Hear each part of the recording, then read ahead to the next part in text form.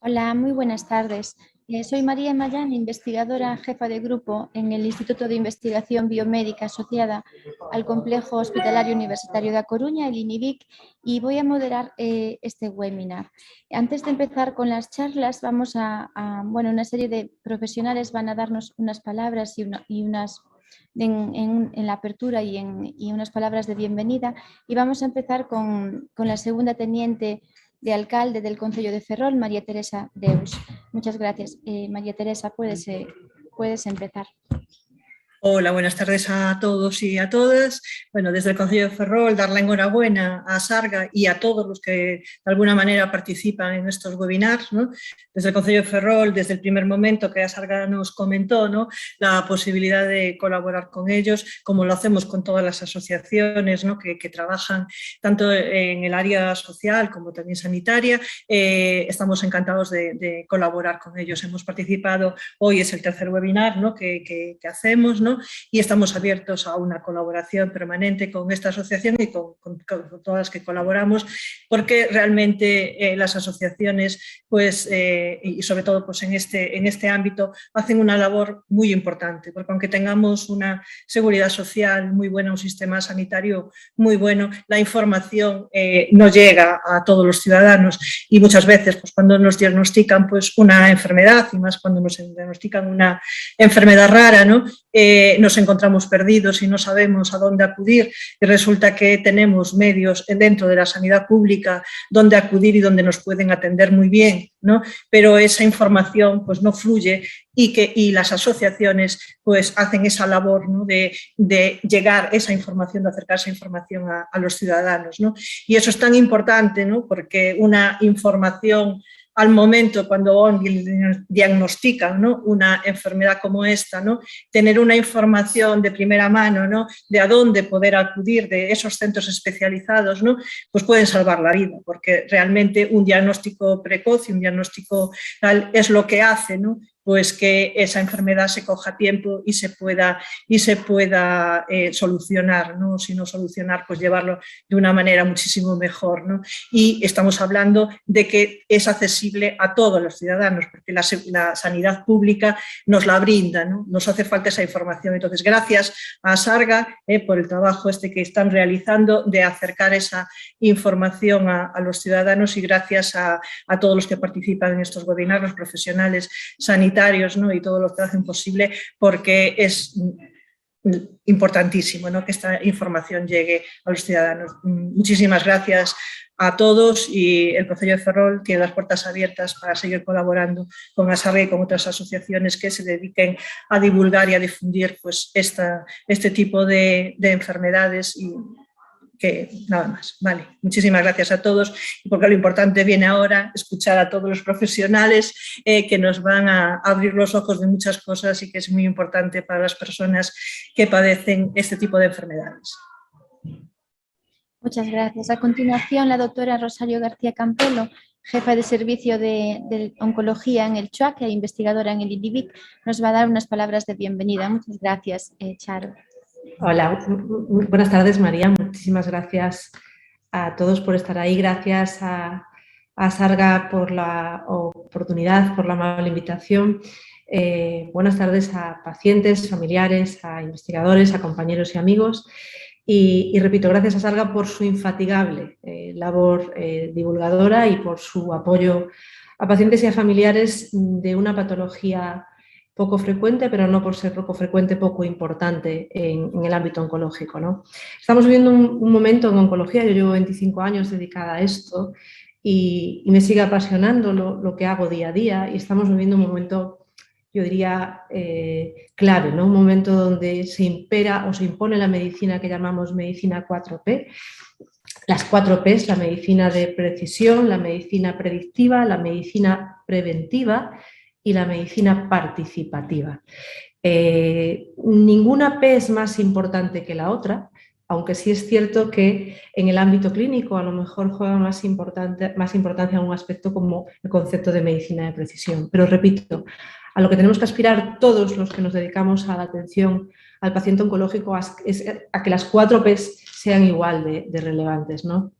Son muchos los retos, a pesar del momento que estamos viviendo, de conocimiento, de avances, son muchos los retos a los que nos enfrentamos, desafíos fundamentales, donde tenemos que tener como una meta clave, ¿no? Y es poder dar la excelencia en la atención al paciente con cáncer.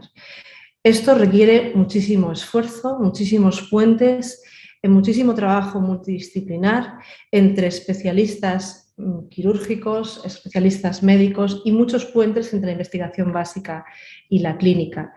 Desde Galicia yo creo que estamos apostando por encauzarnos en esa vía de nueva medicina, de nueva oncología, integrar esas 4 P's en nuestra forma de hacer y focalizarnos en esa excelencia en el paciente, en la atención al paciente oncológico.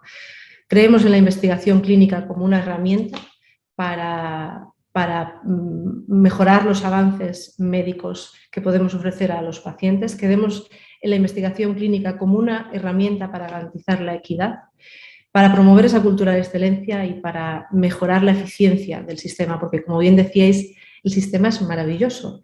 Tenemos que seguir trabajando para que esa universalidad, esa equidad sea una realidad, ¿no?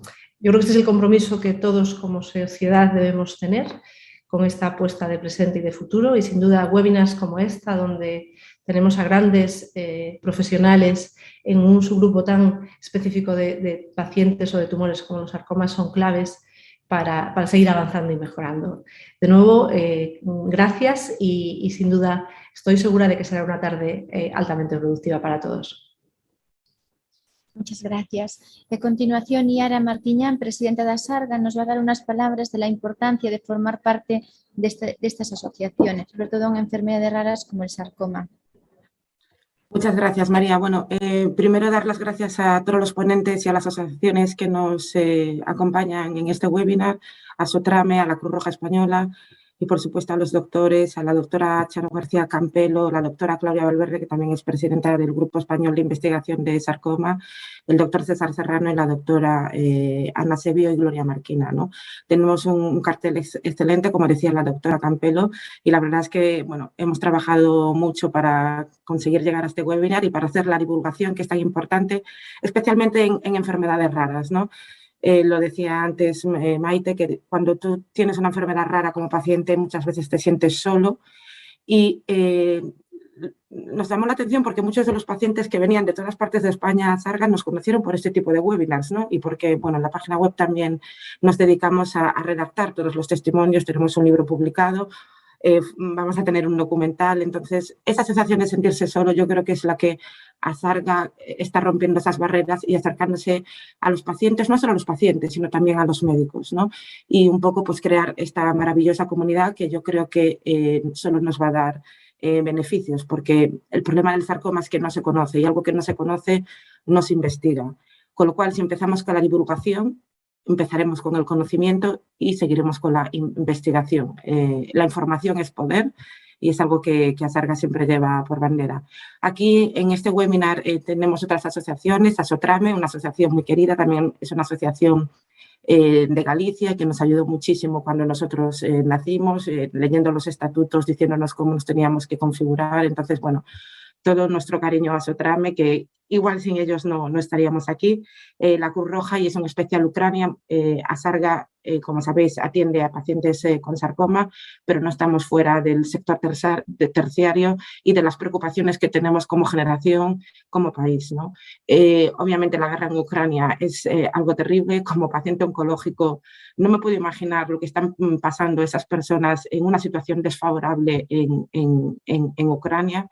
Así que, bueno, nos encantaría tener una Asarga en Ucrania, pero de momento no es posible, con lo cual damos nuestro pequeño granito de arena, que es la información, y si la gente quiere hacer donaciones a la Cruz Roja Española, que bueno, que sabemos que está ahí en la frontera pasando alimentos a los refugiados, pues bienvenido sea. Tenemos también la colaboración de José Ramón Martiñán, que es voluntario de Asarga y ha estado en Ucrania, y bueno, nos gustaría que nos contase un poco su experiencia y luego damos paso a las asociaciones en este especial Ucrania. Muchas gracias.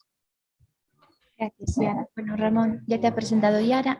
Adelante. Vale, creo que encima estamos en el mismo lugar, así que mucho más fácil.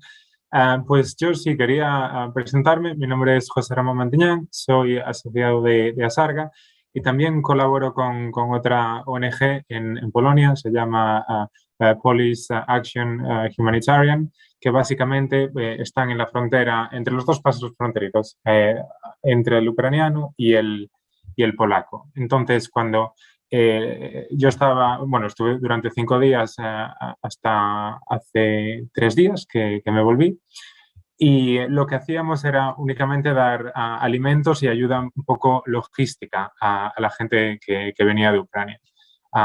Era un poco caótica la situación allá, hay varios pasos fronterizos, pero la realidad es que se necesita muchísima más ayuda. La gente está viniendo, casi todos son mujeres y niños, muchas veces es una señora mayor que no habla inglés, que no sabe muy bien a dónde ir. El 50% de la gente más o menos con las que yo hablé, a las que yo le di comida, sabían a dónde ir, el otro 50% no. Muchos se van a albergues si pueden, pero la realidad es que hay muchísima gente durmiendo en la calle. Estamos hablando de cientos de bebés durmiendo en la estación de metro de Berlín, durmiendo en la calle, en la tienda de campaña. Nosotros por lo menos le poníamos una tienda, les dábamos de comer y el tiempo que necesitaran, pues ahí están. Pero es bastante inhumano. Dar únicamente, yo compraba chocolates igual que todo el mundo para los niños pequeños, pero la verdad es que no, es bastante indescriptible. No se necesita hablar el mismo idioma porque las abuelas ya como te miran sería igual que una abuela gallega que te está dando las gracias. Y este especial Ucrania, yo solo quería dar las gracias a todas las asociaciones y al Concello de Ferrol, porque es un poco, como decía la doctora Campelo, la participación en este caso con los temas que nos preocupan. Cada uno tiene su interés por sus distintos grupos de apoyo. Yo en este caso pues me gustaría mencionar que se necesita mucha más ayuda en Ucrania. Estamos hablando de muchísimas miles de personas que a día de hoy están durmiendo en la calle día sí y día también. La asociación en la que yo estoy como voluntario les damos de comer, que eso ya es algo, y si necesitan pues mantas y una tienda de campaña, pero no es una situación sostenible. Se necesitan alojamientos, se necesita mucha más ayuda y por lo menos esta plataforma me permite compartir un poco la realidad que está existiendo ahora a día de hoy entre la frontera de Ucrania y Polonia. Así que muchas gracias y estoy aquí a vuestra disposición. Muchas gracias. A continuación, como la presidenta de la Cruz Roja viene con retraso, nos va a dar unas palabras María Filgueiras, que es de la asociación Asotrame, sobre la perspectiva sociosanitaria y prevención en enfermedades oncológicas. Vale. Lo primero de todo, quería agradecer a Sarga, desde luego, la oportunidad de estar aquí y el trabajo que están haciendo. Si me permitís, os voy a poner una pequeña presentación. Gracias. Para comentaros un poquito cuál es nuestro trabajo. Perdón.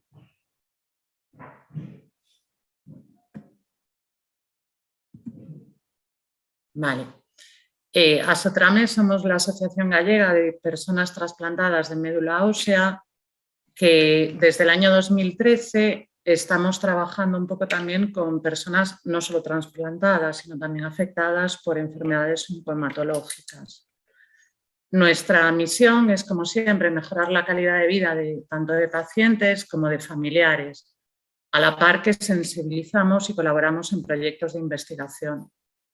Todo esto intentamos trabajar en red, por supuesto, y quería presentaros un poco quiénes formamos parte tanto del equipo técnico como de la junta directiva, ¿vale? Porque nos parece súper importante también poner rostro a todas las profesiones, tanto entidades como personal sanitario.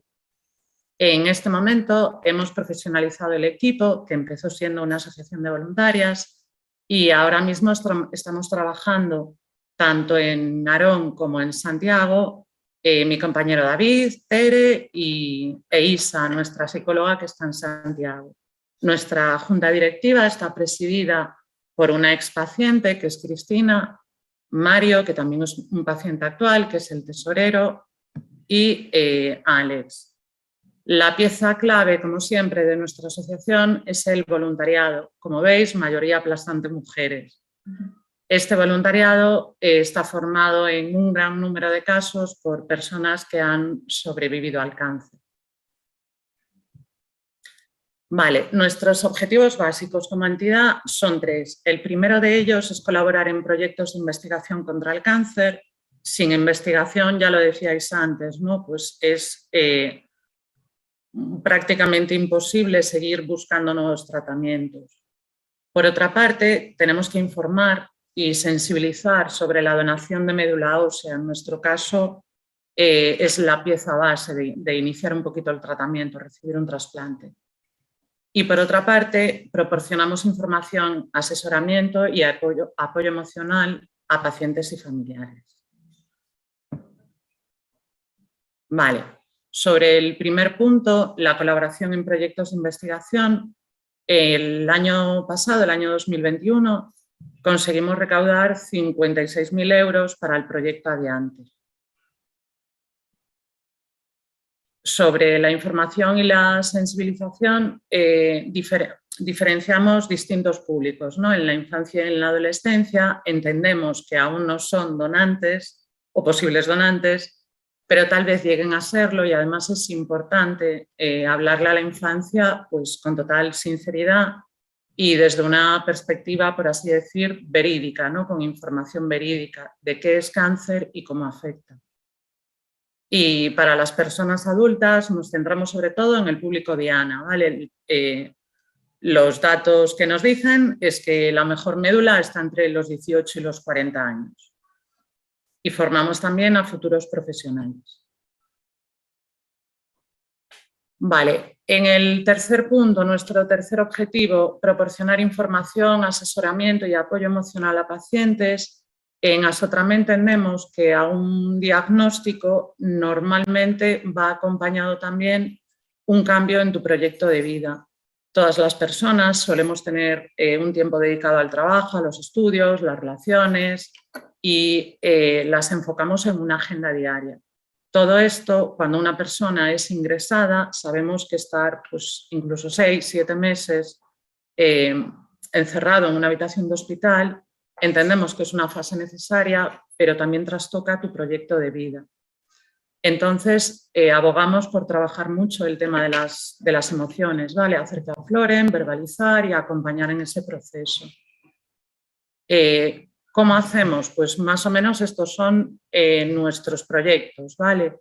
El apoyo entre iguales, que no puede faltar. Actualmente lo estamos haciendo de manera online, pero sí que es cierto que estamos en los hospitales de referencia gallega. Como en casa, es un proyecto que tenemos funcionando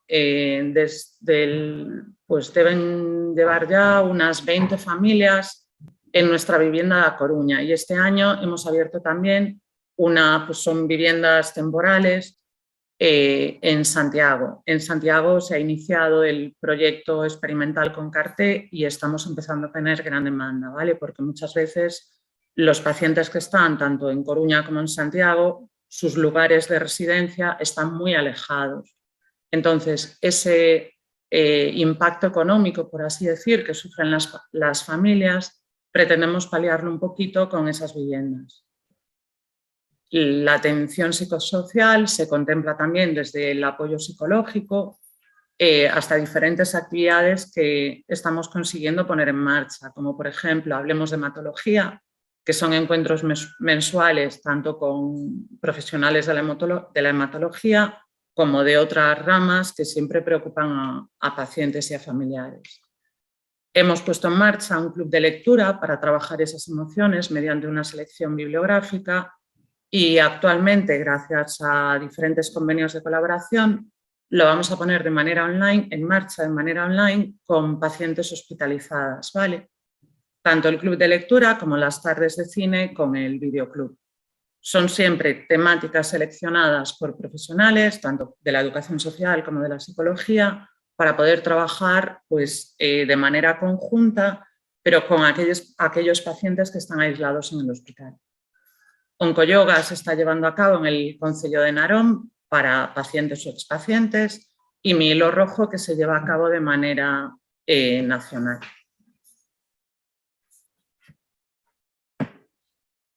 Y muchísimas gracias por el tiempo concedido. No consigo salir, perdón, voy a pedir ayuda.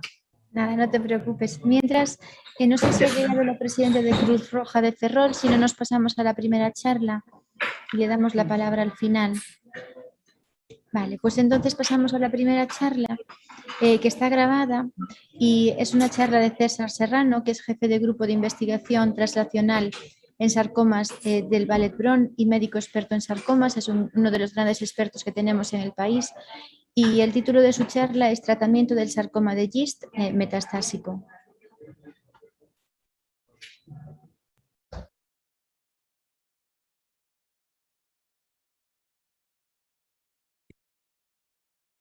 Buenas tardes a todos y muchas gracias por estar por aquí escuchándonos.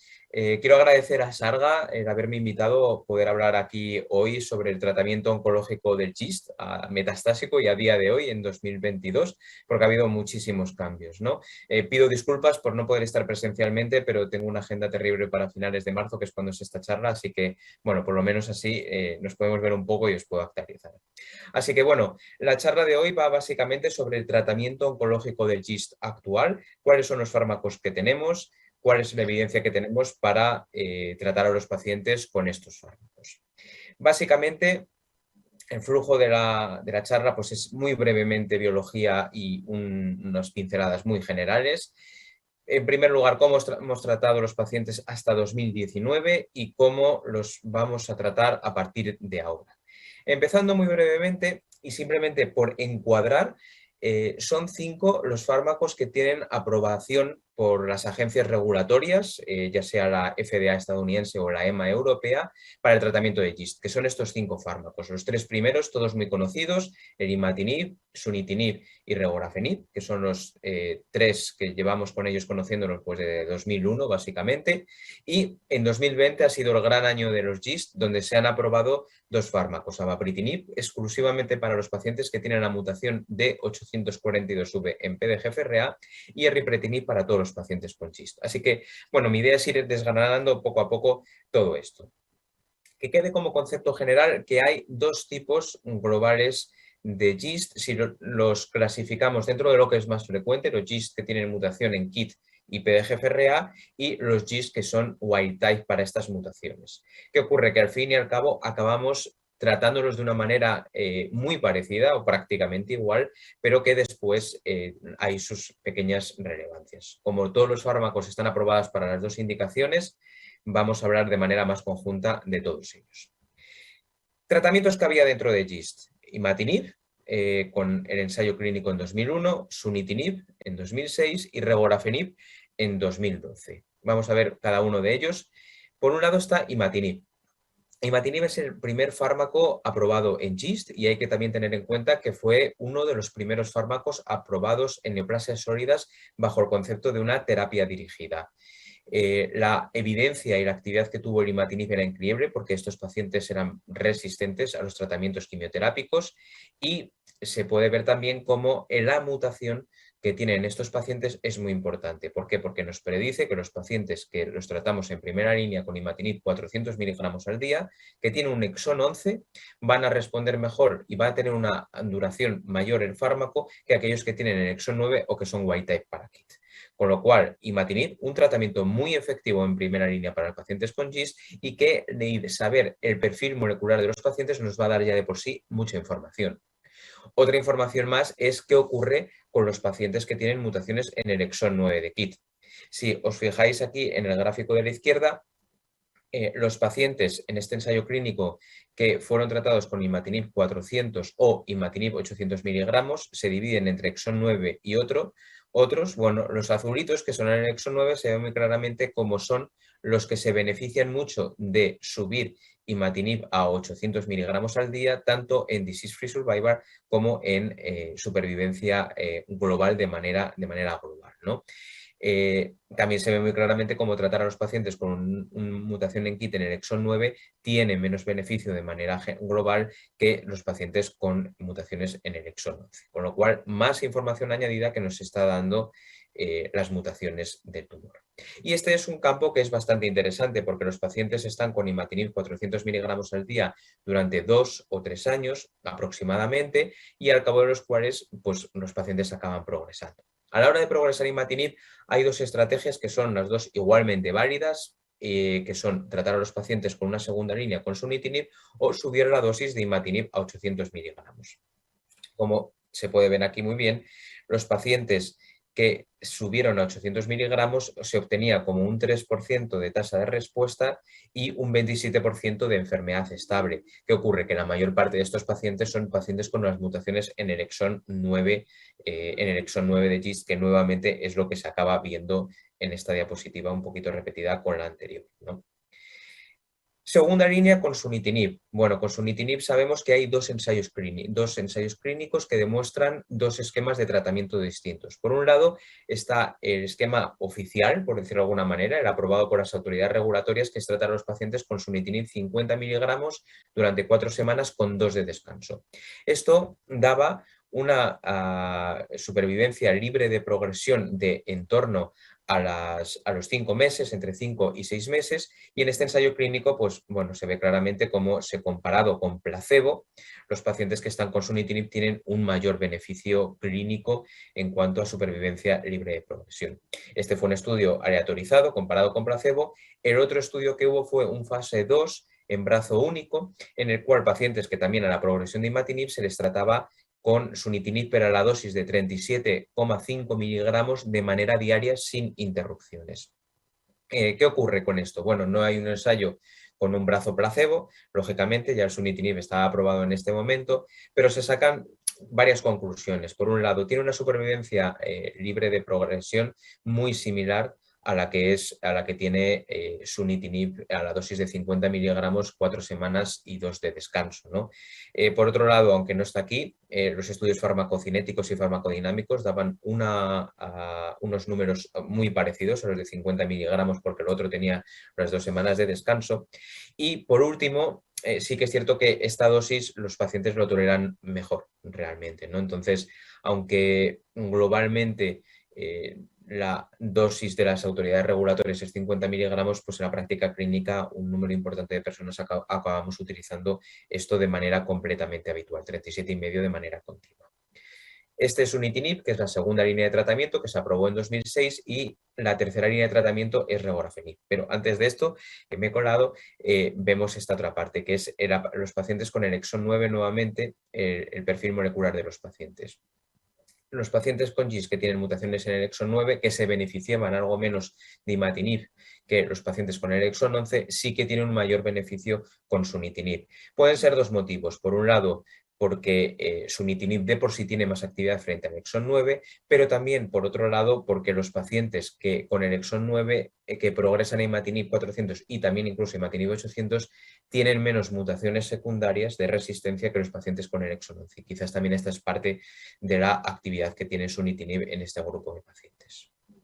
Ahora sí, regorafenib, la tercera línea de tratamiento que se aprobó hace ya prácticamente 10 años y que la dosis es de 160 miligramos que se da en un esquema discontinuo, con 3 semanas de tratamiento con 1 semana de descanso.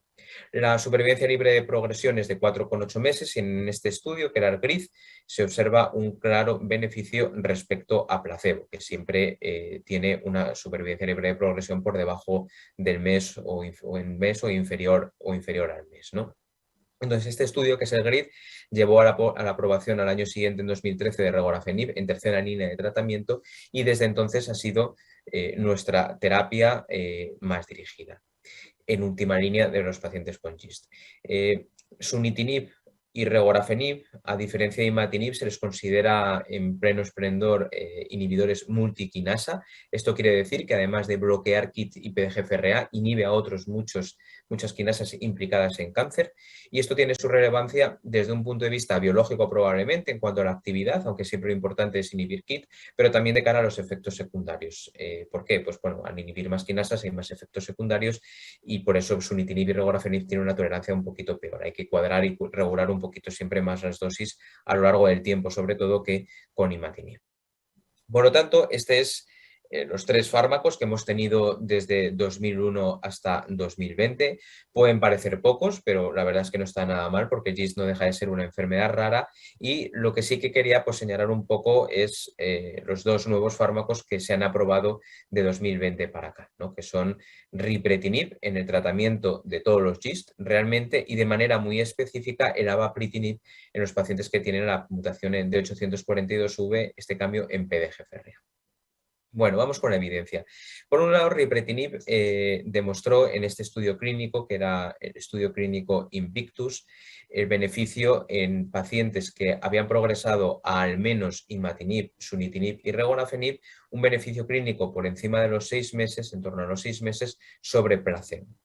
6,3 meses, con una tasa de respuestas que estaba en torno al 10%, 9,4%, con lo cual un beneficio increíble realmente a la altura de la enfermedad en la que estamos, después de haber recibido al menos 3 líneas de tratamiento. ¿Qué ocurre?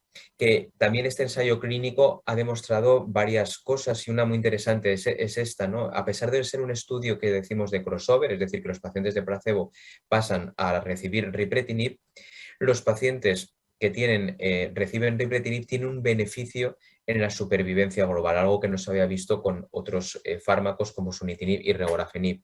Esto muy probablemente sea debido a que esta enfermedad al final del todo, al final de haber recibido imatinib, sunitinib y regorafenib, va bastante más rápida que el típico GIST, paciente metastásico en primera o segunda línea, donde no suele haber tantas molestias de manera general en cuanto a las lesiones y en cuanto a la sintomatología, ¿no? Con lo cual, muy importante mantener a estos pacientes en tratamiento, no retirarles el inhibidor tirosina quinasa y esperar a darle una nueva línea de tratamiento.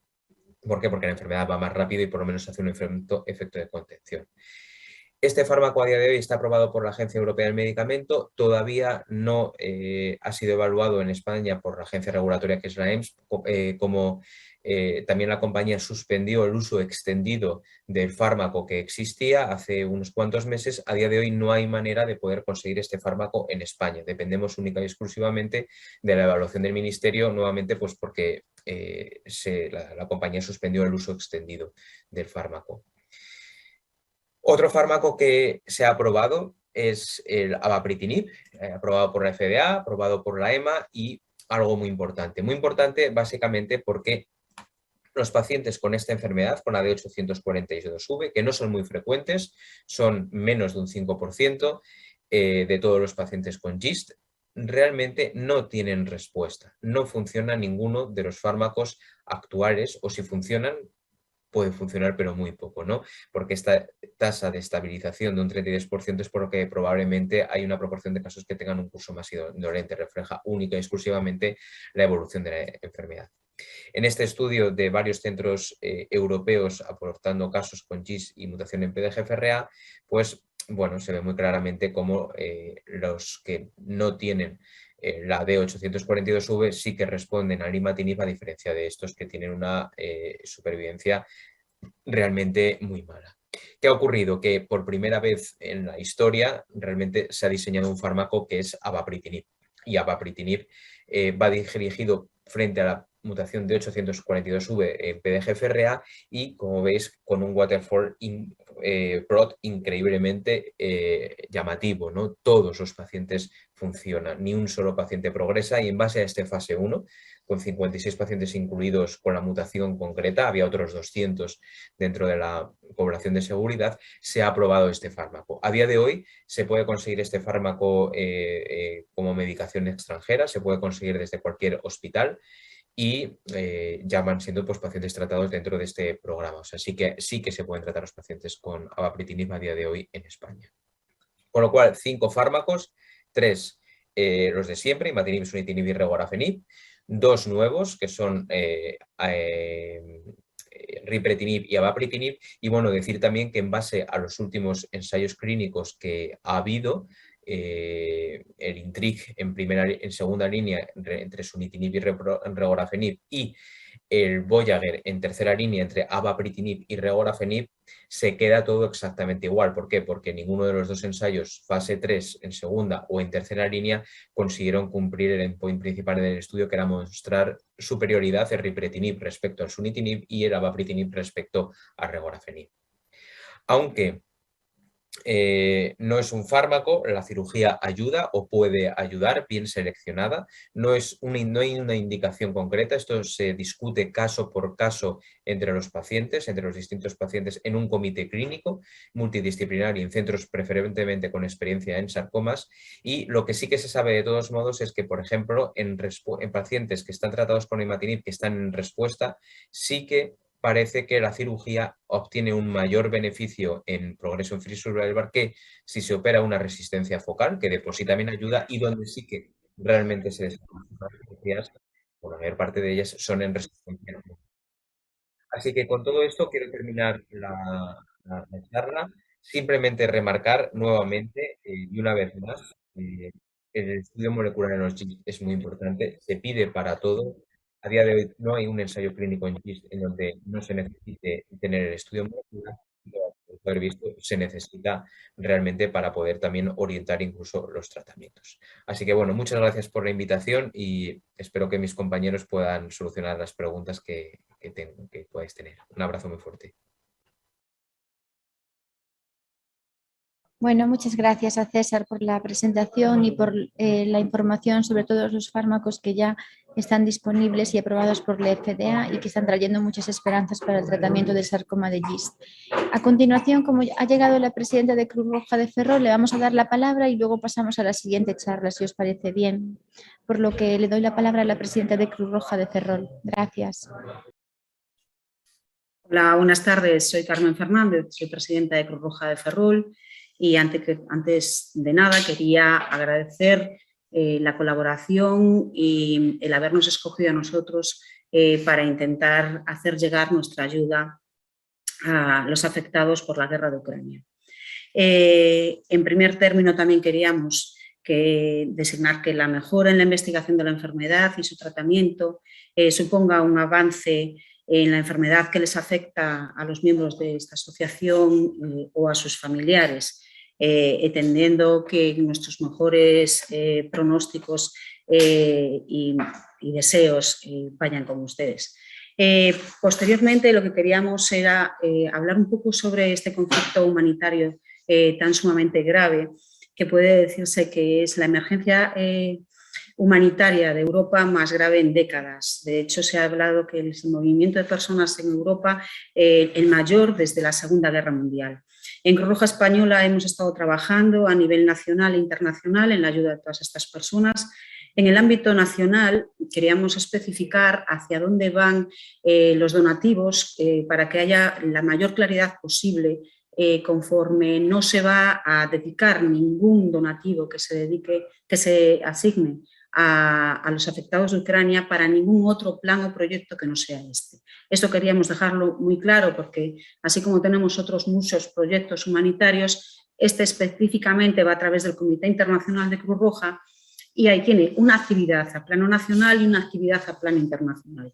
La actividad a plano nacional se realiza es la acogida e integración de aquellas personas que son beneficiarias de estas protecciones temporales. Y los ejes prioritarios que utiliza Cruz Roja en la misma sería, por un lado, las coberturas de necesidades básicas de aquellas personas que vienen acogidos y refugiados en España.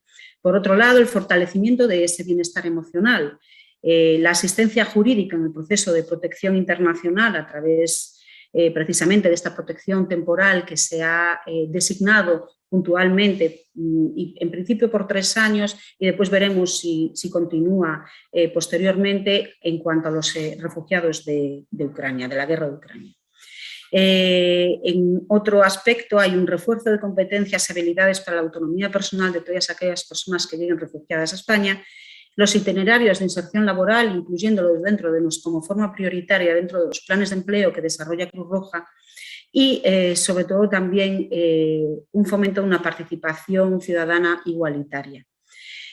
Por último, y un eslabón no menos importante, ya que afecta a las personas, digamos, con una mayor vulnerabilidad dentro de las familias, es las campañas de éxito escolar y actividades de ocio para los menores que vienen con dichas familias desplazadas al territorio español.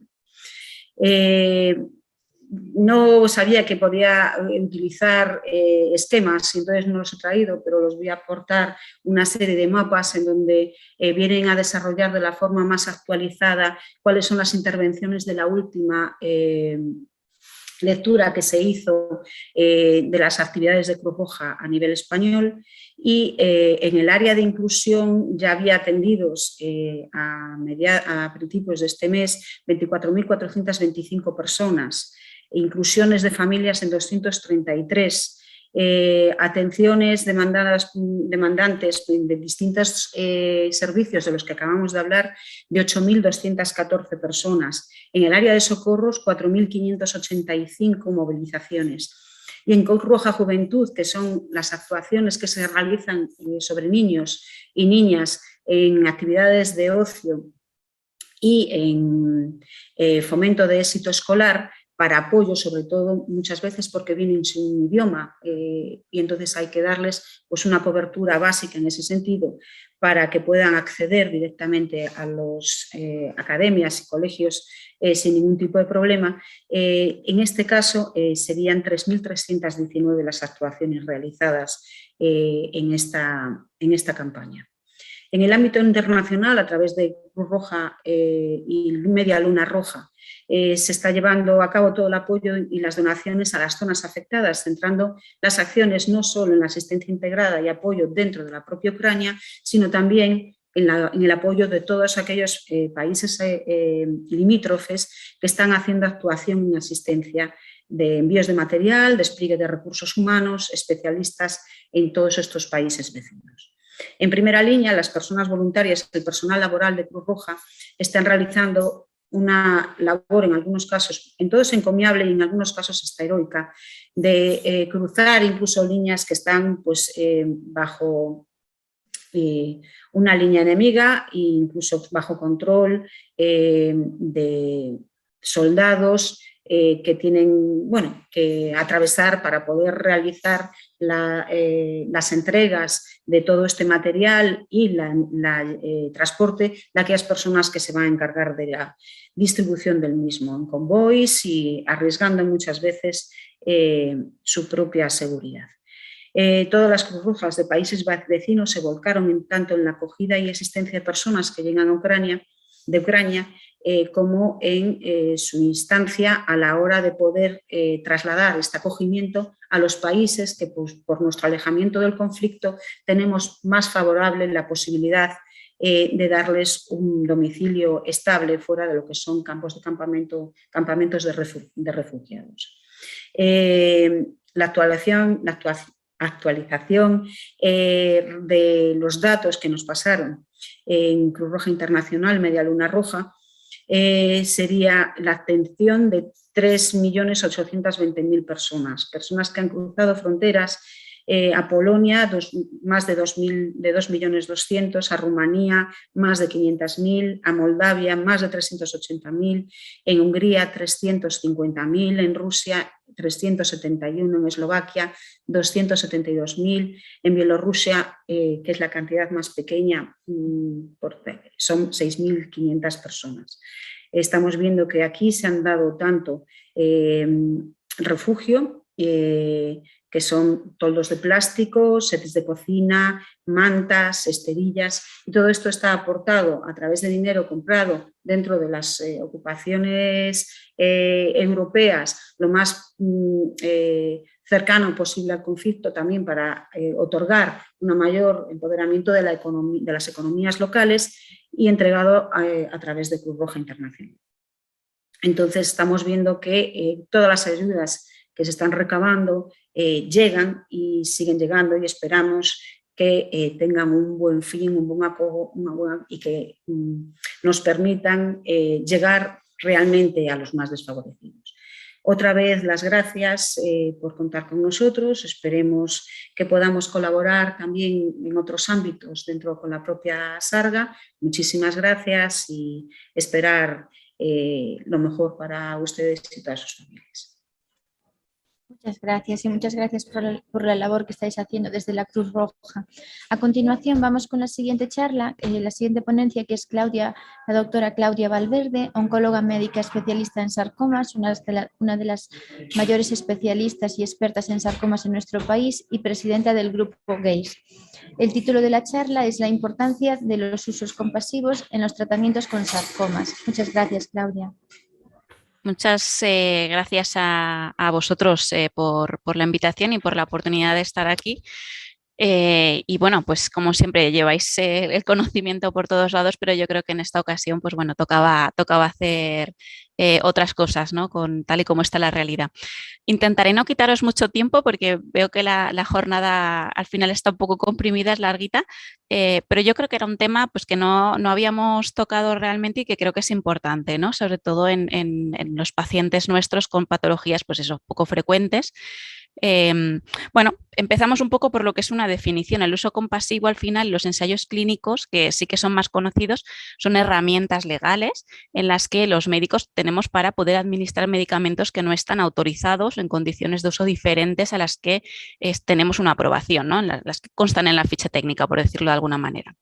Entonces, el hecho de no utilizar estas herramientas, esto hace pues, que evidentemente los pacientes puedan tener efectos adversos graves y que no los podamos controlar bien si no nos hemos basado en algo protocolizado, y además puede tener consecuencias legales para el médico que está utilizando esa medicación fuera de estos conceptos, ¿no? Entonces, no entro en el tema de los ensayos clínicos porque los conocéis todos, incluso seguramente muchos compañeros del público pues estáis participando en algún tipo de estudio o en algún momento os han ofrecido participar, y vamos un poco a este otro concepto, ¿no? De lo que es un uso compasivo. Como veis aquí es la utilización en pacientes concretos, y destaco el hecho de pacientes concretos porque es una aprobación paciente a paciente, fuera de un ensayo clínico, de medicamentos en investigación que pueden ser pues bueno, especialidades pues que no están aprobadas o especialidades que sí que están aprobados, pero para distintas situaciones de las que yo pretendo utilizar este fármaco, ¿no? Entonces, esto es algo que el médico ha de utilizar bajo su responsabilidad, porque al final es el que tiene al paciente delante y el que tiene que decidir qué es la mejor opción para ese paciente por los datos que tengamos previamente, como veremos después, pero evidentemente también implica un consentimiento del paciente, como lo hacemos en los estudios clínicos, que quizás lo tenemos como mucho más por la mano, pero esto es una medicación que no está aprobada, bien que no está aprobada para nada, o bien que no está aprobada en esa indicación o en esa situación en la que yo pretendo utilizarlo, ¿no? Y además, no solo estos, es decir, no solo el médico tiene que ver esa necesidad y el paciente aceptarle y dar su consentimiento, sino que además se debe obtener una autorización de autoridades competentes. Es decir, al final es como veréis un proceso. ¿Por qué pedir usos compasivos? ¿Cuáles suelen ser los motivos de solicitud más importantes? Pues bueno, pues a veces tenemos situaciones, enfermedades en las que no tenemos tratamientos eficaces, ¿no? Por ejemplo, os pondré después algunos casos. Bueno, hay algunos sarcomas en este caso que estamos hablando, en el que, pues bueno, un cordoma no tiene ningún tratamiento aprobado. Ese paciente no se va a poder tratar nunca con nada. Entonces, bueno, puede ser una situación. O, por ejemplo, pues bueno, situaciones que son poco frecuentes, ya digo, esto nos vemos muchas veces en sarcomas, sobre todo en algunos subtipos, en el que, pues bueno, por falta de interés o a veces simplemente por dificultad, que ya lo habéis oído muchos, ¿no? Por los números que manejamos muchas veces, pues no se pueden llevar a cabo estudios clínicos tal y como los tenemos concebidos hasta ahora con cientos de pacientes, pues es que no hay cientos de pacientes, o sea que igual en esa situación en concreto no se puede hacer. Y sobre todo pensando pues, en enfermedades poco frecuentes o en situaciones o grupos de población como pueden ser las embarazadas, ¿no? Que ya sabéis que todo va como un poco más tarde, o en niños, ¿no? Que también la investigación siempre va un poquito más atrás, ¿no? Y luego pues también Por otro lado, y esto quizás es una buena noticia, en áreas terapéuticas en las que sí que hay mucho movimiento y quizás ese movimiento y esa evidencia científica que se genera va mucho más rápido que luego todo el proceso burocrático que se ha de llevar a cabo para poder llevar a la aprobación de ese fármaco en esa situación concreta. Entonces, en ese espacio entre que tú tienes un estudio que ha sido hecho con todos los requisitos, ¿no? Un estudio fase 3, cientos de pacientes comparado con otro tratamiento y tu tratamiento nuevo es superior, ¿vale? Tienes ese dato y además pues mejora la supervivencia, pongamos, ¿no? que es el objetivo de muchos de los estudios, ¿no? Y de una manera significativa. Pero claro, pasa un tiempo desde que tú tienes ese resultado como comunidad científica hasta que ese medicamento llega a estar realmente a disposición de los pacientes, ¿no? Entonces, en ese espacio, muchas veces son las propias compañías que generan ese espacio de un uso, digamos, expandido o bajo un uso compasivo, o bien es la propia comunidad pues, que busca ese espacio, ¿no? Son situaciones, ya digo, que es una situación diferente de las otras dos que hemos visto antes, que ojalá nos pasara más veces, ¿no? Porque quiere decir que estaríamos avanzando más rápido, pero bueno, son situaciones en las que el paciente pues, tiene un problema y hay una necesidad allí, ¿no?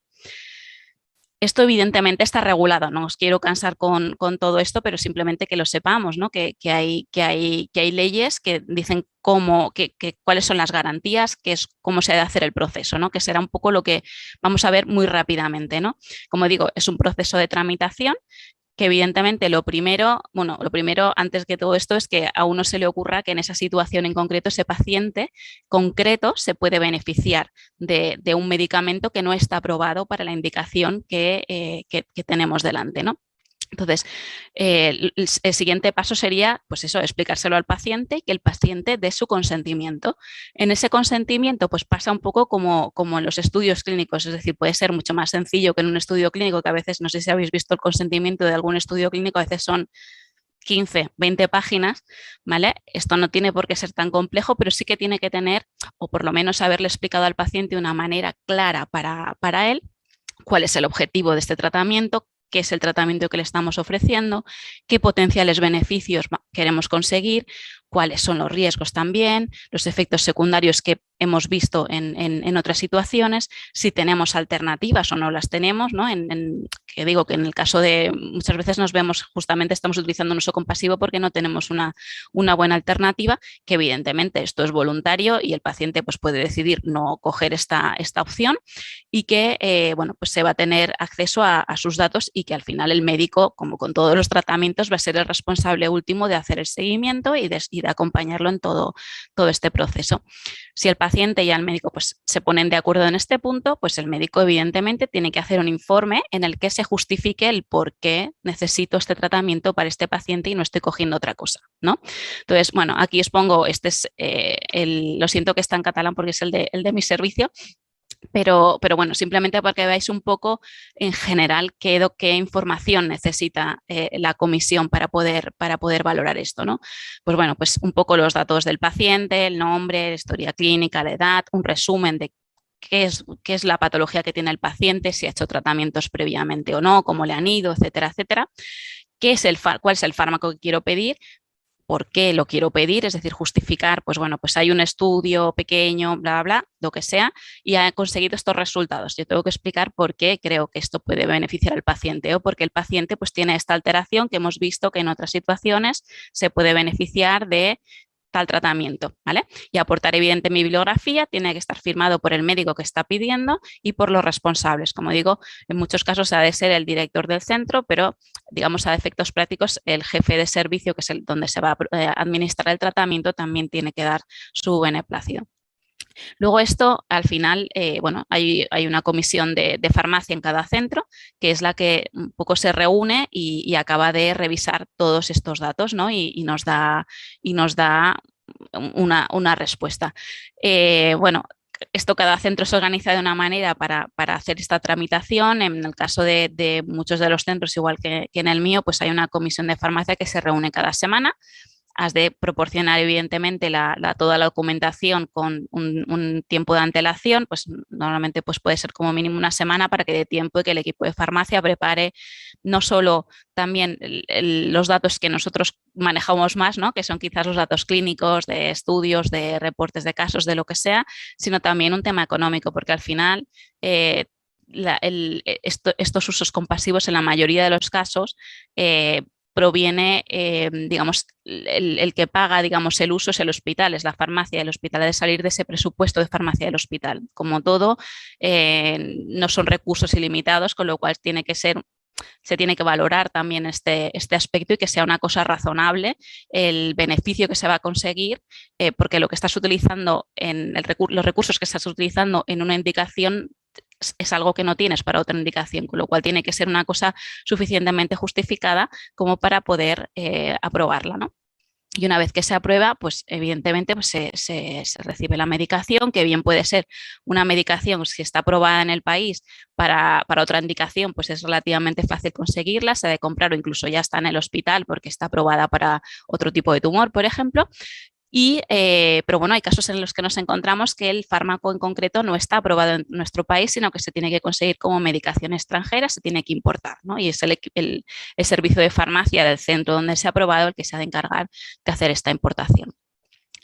Bueno, entonces, pasando, digamos, un poco ya a nuestro caso, ¿es esto importante en sarcomas? Pues como veremos, sí. Yo creo que la forma más, digamos, que lo podáis ver es poneros un par de casos sencillos.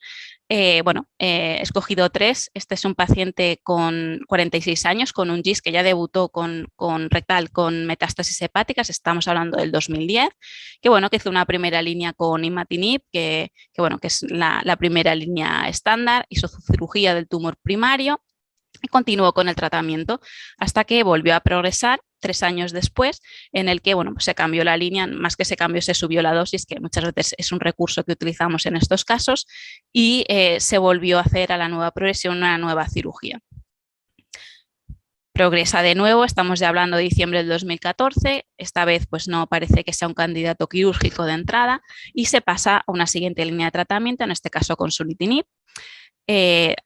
De nuevo hay una progresión al año siguiente, a los pocos meses inicia una siguiente línea con regorafenib. Hasta aquí tenemos los tratamientos aprobados para GIS, simplemente para que os hagáis una idea.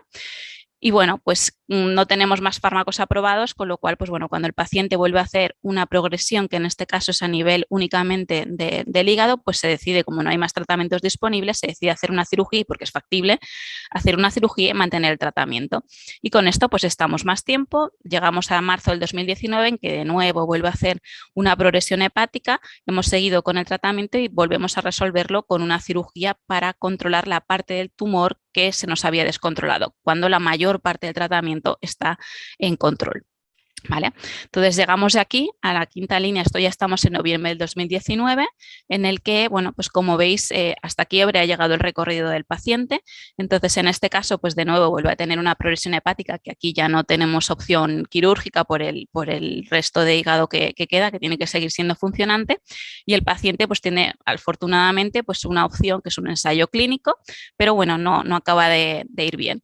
Total, que aquí hubiera acabado el recorrido del paciente, ¿vale? Como veis, el paciente acaba viviendo prácticamente, 1 año y medio más, y esto ha sido gracias a usos compasivos. Entonces, por ejemplo, vamos a ver, esto es, como os decía, el panorama en general de un GIS con enfermedad diseminada, un exon 11 como este paciente, los tratamientos que tenemos aprobados, imatinib, sunitinib, regorafenib, y aquí se acabaría la historia, ¿vale? Resulta que, se han publicado, se han presentado ya los datos de un fármaco nuevo, en este caso el ripretinib, que en esta situación, es decir, aquí donde teníamos de interrogante después del regorafenib, que no teníamos nada, pues comparado con placebo, que era el tratamiento estándar porque no teníamos ninguna cosa, pues demuestra un beneficio, ¿vale? Con lo cual, pues probablemente será un fármaco que estamos esperando que es la aprobación. En ese momento, evidentemente, no estaba aprobado, pero sí teníamos ya estos resultados, con lo cual, pues ya digo, esto cambiará el panorama, pero ese paciente lo que hicimos fue pedir un uso expandido o compasivo de este fármaco, ¿no? Y esto es lo que nos ha llevado pues al año y pico más que ha conseguido de supervivencia, es decir, para el paciente ha marcado realmente una diferencia, ¿no? 1 año y medio de supervivencia es algo importante, además con una buena calidad de vida. Luego otro nicho donde puede ser importante, como decíamos antes, es en subtipos de sarcomas muy poco frecuentes. Aquí tenemos un paciente de 41 años que se diagnostica en febrero del año pasado a raíz de una ciatalgia, quien no tenía una ciática, y se diagnostica de un cordoma a nivel del ilíaco, ¿no? La verdad es que este cordoma, pues el tratamiento no tiene ningún tratamiento aprobado. El tratamiento es principalmente quirúrgico y la radioterapia, como se hizo en este paciente. Lamentablemente, pues hace una recidiva local muy poquito tiempo después. Intentamos volver a hacer un rescate quirúrgico. En este caso ya los márgenes fueron positivos y a las primeras de cambio, pues hace una progresión, pero además en muchas localizaciones, que no es tan frecuente. Claro, en este caso, bueno, el paciente, como veis, tiene múltiples lesiones en toda la zona de la pelvis, no es tributario un tratamiento local, básicamente porque ha pasado muy poquito tiempo y por la extensión de la enfermedad no existe ni un solo tratamiento aprobado para esta indicación.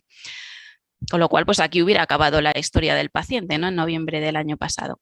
Afortunadamente, pues bueno, vamos haciendo nuestros pinitos con cosas y como veis, pues bueno, pues hay fármacos como puede ser el imatinib o la combinación de imatinib con everolimus, el lapatinib, más recientemente también datos con sorafenib y con pembrolizumab, que esto es inmunoterapia, pues que han demostrado en poblaciones, como veis, aquí os pongo el número de pacientes, ¿no? 15, 50, 9, 18, en este caso 27, ¿vale? Son muy poquitos pacientes, como veis no estamos hablando de estudios fase 3 con cientos de pacientes randomizados porque esta situación no se puede dar en cordoma, a no ser que pusiéramos a todos los del mundo a la vez y todos nos pusiéramos de acuerdo en cuál es el fármaco que queremos investigar, lo cual es ya vamos colaborando mucho, pero es difícil que esa situación se pueda dar, que no sé si hay tantos pacientes a la vez para esta indicación, pero bueno, tenemos unos datos pues bastante atractivos de algunos de estos fármacos, ¿no? Y de hecho, pues esto ha sido lo que hemos hecho con este paciente, hizo tratamiento con sorafenib.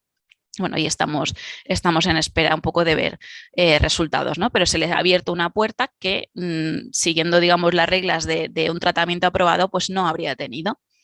Y una última situación, esta quizás es una situación más frecuente y que, bueno, pues que nos vamos a ver, era más del último aspecto que hablaba en los motivos de pedir un uso compasivo. Hemos visto, pues bueno, enfermedades poco frecuentes o donde no hay estudios grandes, ¿vale? Y ahora, pues bueno, una paciente de 50 años que se opera pensando pues en que tenía un mioma, que es también una situación bastante frecuente, pero sorpresa cuando llega a la anatomía patológica es un leiomiosarcoma.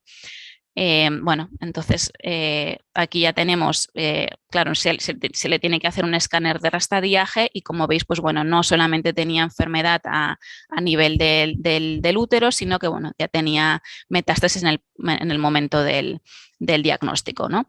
Con lo cual, pues bueno, en realidad a día de hoy, pues bueno, tendría que recibir tratamiento sistémico, ahí estamos todos de acuerdo. Bueno, a día de hoy, pues el tratamiento, digamos, estándar es la doxorubicina en monoterapia, que muchos lo conocéis porque es un tratamiento, pues para la mayor parte de los sarcomas suele ser la primera elección.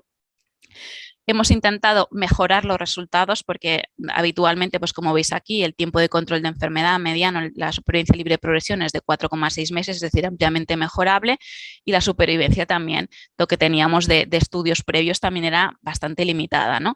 Entonces, bueno, pues intentamos, bueno, pues si añadimos un segundo fármaco que puede ser efectivo, como puede ser la ifosfamida, pues bueno, no hubo diferencias significativas en la supervivencia, con lo cual se dio como un resultado negativo, a pesar de que sí que tiene una mayor tasa de reducción de tamaño y de algo más de supervivencia libre de progresión. También fue un estudio negativo el que se compara con docetaxel-gencitabina, es decir, seguimos siendo superiores o iguales en el caso de la doxorubicina, pero además es menos tóxica. Lo mismo con la trabectedina en monoterapia. Y bueno, el más reciente, digamos, chasco que nos hemos llevado fue con la combinación de doxorubicina y olaratumab, que teníamos muchas expectativas puestas en ellas y que finalmente el estudio fase 3 fue negativo, con lo cual a día de hoy, pues bueno, para la mayor parte de pacientes que no necesiten una reducción porque tengan síntomas o porque se vayan a transformar desde no operables a operables, suele ser la doxorubicina para la mayor parte de los sarcomas y la leiomiosarcoma pues no sería una excepción. Hasta ahora, ¿vale? Ahora pues recientemente se han presentado los resultados de este estudio, el NMS-04. Es un estudio que compara solamente en una población con leiomiosarcoma, es decir, ya nos estamos concretando en una cosa en concreto, en primera línea, doxorubicina versus la combinación de doxo con trabectedina. Entonces, aquí vemos que realmente no hace falta ser estadístico ni mucho menos, pero veis que hay una clara diferencia, una mejoría, tanto en la supervivencia libre de progresión, que pasa de 6,2 meses a 12,2 meses, y en supervivencia global, que es la curva que tenéis a la derecha. Entonces, ¿con qué cara trato yo solo con doxorubicina o con doxorubicina con dacarbazina a esta paciente joven que se acaba de diagnosticar de un leiomiosarcoma. Realmente en la ficha técnica de trabectedina no está incluida la primera línea. La ficha técnica de trabectedina dice pacientes que ya han recibido antraciclinas o ifosfamida y que no tienen o que tienen una contraindicación para la misma, que no es el caso de la paciente, con lo cual si sigo la ficha técnica no podría utilizarlo. Entonces, una herramienta es pedir, por ejemplo, un uso compasivo, porque creo que a esta paciente, a pesar de que no esté en ficha técnica y no esté aprobado, puede conseguir un beneficio sustancial en esta situación, ¿no?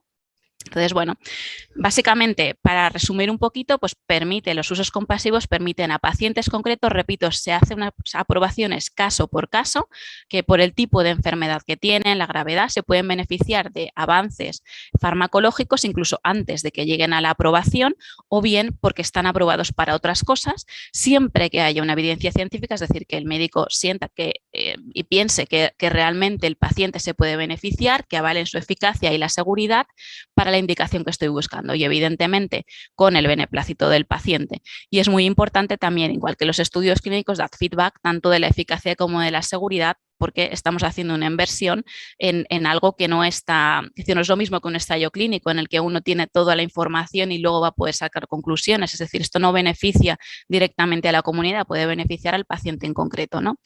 Con lo cual, el uso compasivo no ha de ser un arma para todos los pacientes y en todos los casos, sino que se debe delimitar también a los pacientes a los que realmente puedan beneficiarse porque tengamos, como digo, esta evidencia y que no cumplan criterios de inclusión para un ensayo clínico en esa situación. Es decir, siempre va a ser mejor que ese paciente participe en un ensayo clínico si es que lo hay, que pedir un uso compasivo. Por lo que decía, con un ensayo clínico avanzamos todos, ese paciente y toda la comunidad, es decir, todos los pacientes que vengan detrás, mientras que con el uso compasivo el beneficio al final solo acaba siendo, si es que lo hay, para un paciente en concreto, con lo cual al final lo que vamos todos es un poco a ver si no hay otra opción, pues evidentemente son cosas que hemos de utilizar, pero que no ha de ser, digamos, la vía inicial. Y por supuesto, como digo, que ha de ser algo en el que se usa con responsabilidad, porque son recursos que son limitados y que hemos realmente, pues eso, de avalar que el paciente se pueda beneficiar y que realmente creamos en ello. Y yo creo que hasta ahí tenía todo.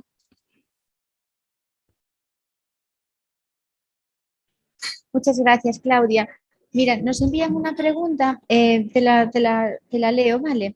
Si existe infinidad de tratamientos no aprobados, sarcoma de bajo grado no los reciben como tratamiento adyuvante y solo si metastiza se les propone al paciente. Es una pregunta.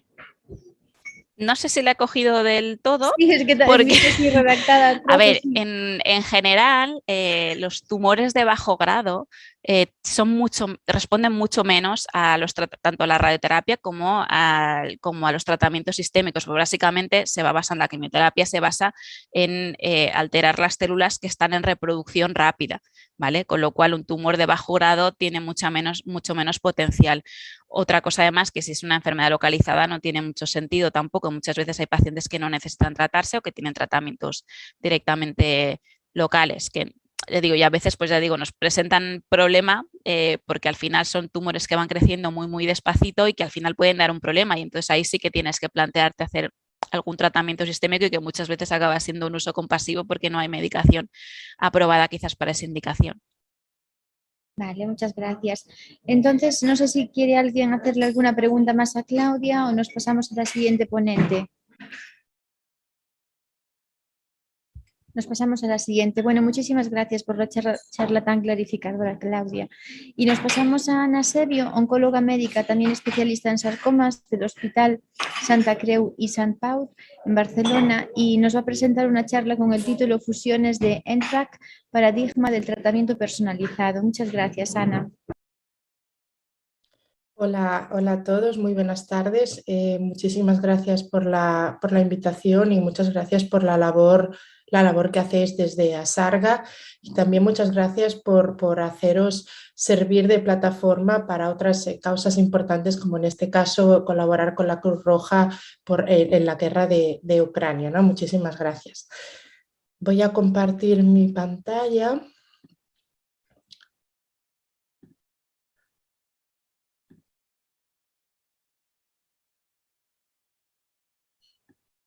Vale, creo que ahora se ve, ¿verdad?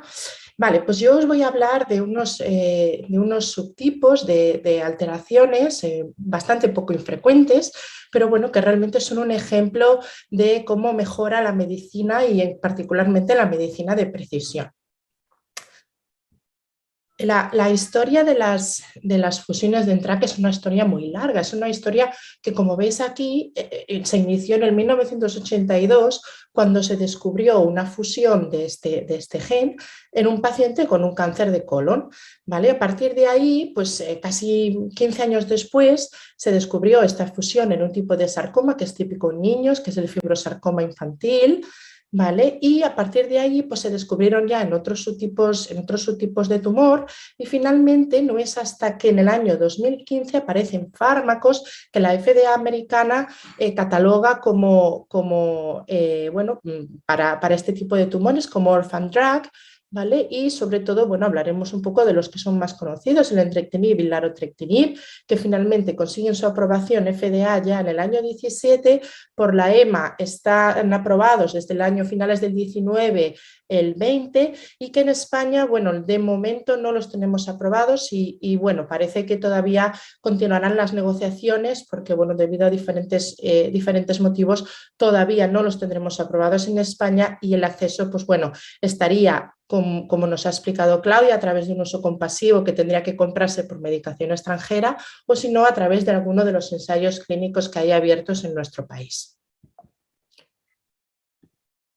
Pero, ¿qué es una fusión génica, ¿no? Cuando hablamos de fusión génica, ¿a qué nos estamos refiriendo? Pues una fusión génica es, como veis aquí, esto sería un cromosoma, esto es el otro cromosoma, tenemos un gen que se localiza aquí y aquí tenemos nuestro gen en NTRK, ¿vale? Que son 3, el 1, el 2 y el 3. La fusión no es más que estos dos genes se localizan de forma conjunta y dan lugar a una proteína que llamamos la proteína de fusión.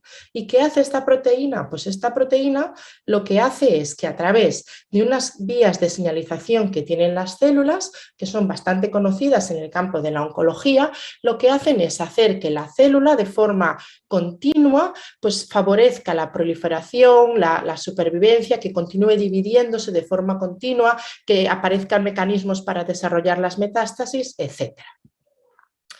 Estas fusiones, y hablamos de fusiones, no pueden ser otro tipo de alteraciones en el gen. Tenemos otros tipos como mutaciones, como os hablaba antes César en la otra charla, o variaciones del número de copias también, pero no, tenemos que hablar de fusiones. Y estos genes son unos genes que después del desarrollo embrionario están fundamentalmente en el sistema nervioso central, ¿vale?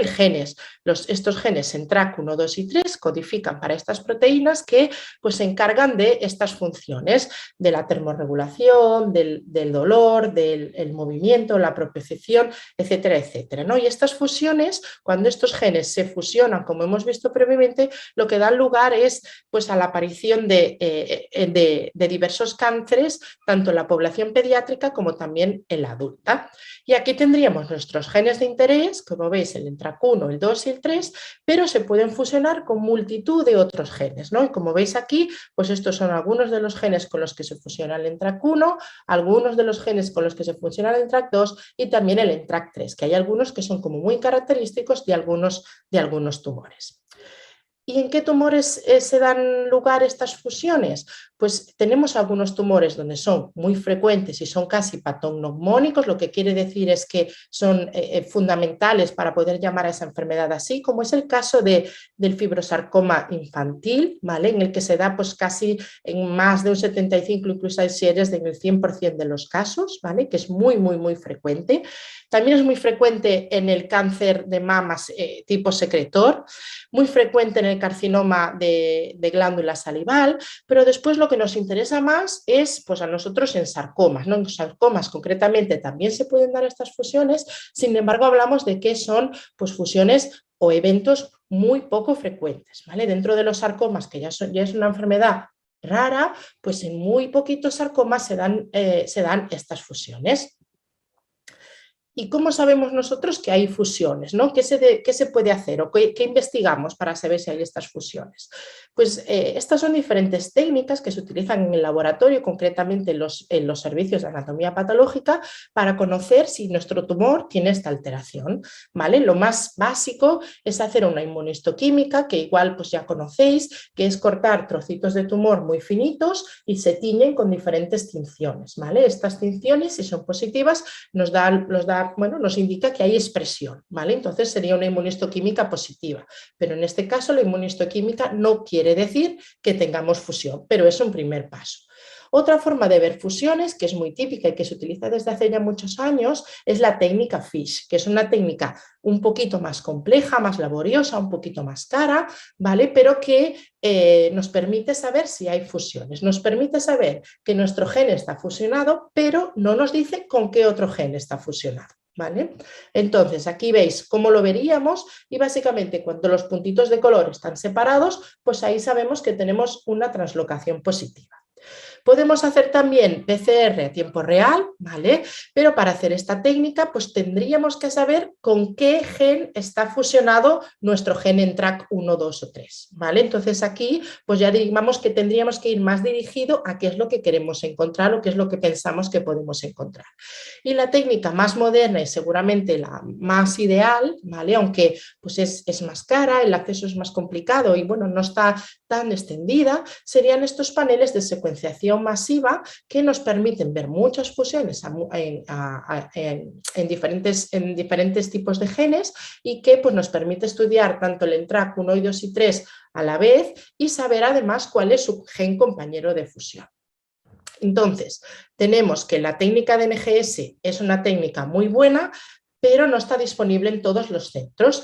La PCR pues sería una técnica que necesitamos saber qué es lo que encontramos. El FISH lo podríamos hacer, pero necesitaríamos varias técnicas para cubrir todos nuestros genes. Y la inmunistoquímica es una técnica sencilla que se puede hacer en cualquier sitio, pero que la positividad no indica que el paciente tenga una fusión. Y es así que hay unas recomendaciones de la Asociación Europea de Oncología en la que básicamente si tenemos un tumor que es altamente probable que vayamos a tener una fusión, como por ejemplo el fibrosarcoma infantil, ahí debemos ya directamente hacer una técnica que nos garantice encontrar esa fusión, que habitualmente pues, son estas técnicas de secuenciación masiva.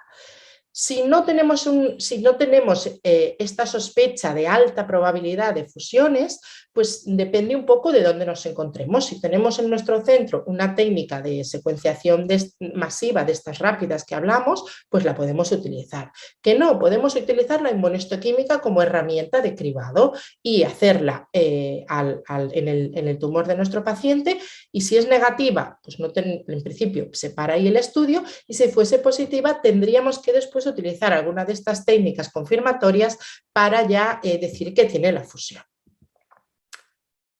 Os recuerdo aquí un poco los tumores que teníamos más frecuentes. Y en sarcomas, ¿dónde debemos buscar? Como veis, esta es una fusión, esta es una alteración molecular que es común a muchos subtipos tumorales, ¿vale? Y entre ellos sarcomas, y seguramente de donde más abundan, ¿no? Uno de ellos, clarísimo, fibrosarcoma infantil, también un tumor muy raro, muy poco frecuente, que es el tumor miofibroblástico inflamatorio, que además no tenga otras alteraciones conocidas en este tipo, como es el ALK o el ROS, algunos tumores malignos de la vaina del nervio periférico que tienen unas características específicas que habitualmente pues, son la expresión de estos otros marcadores por inmunistoquímica.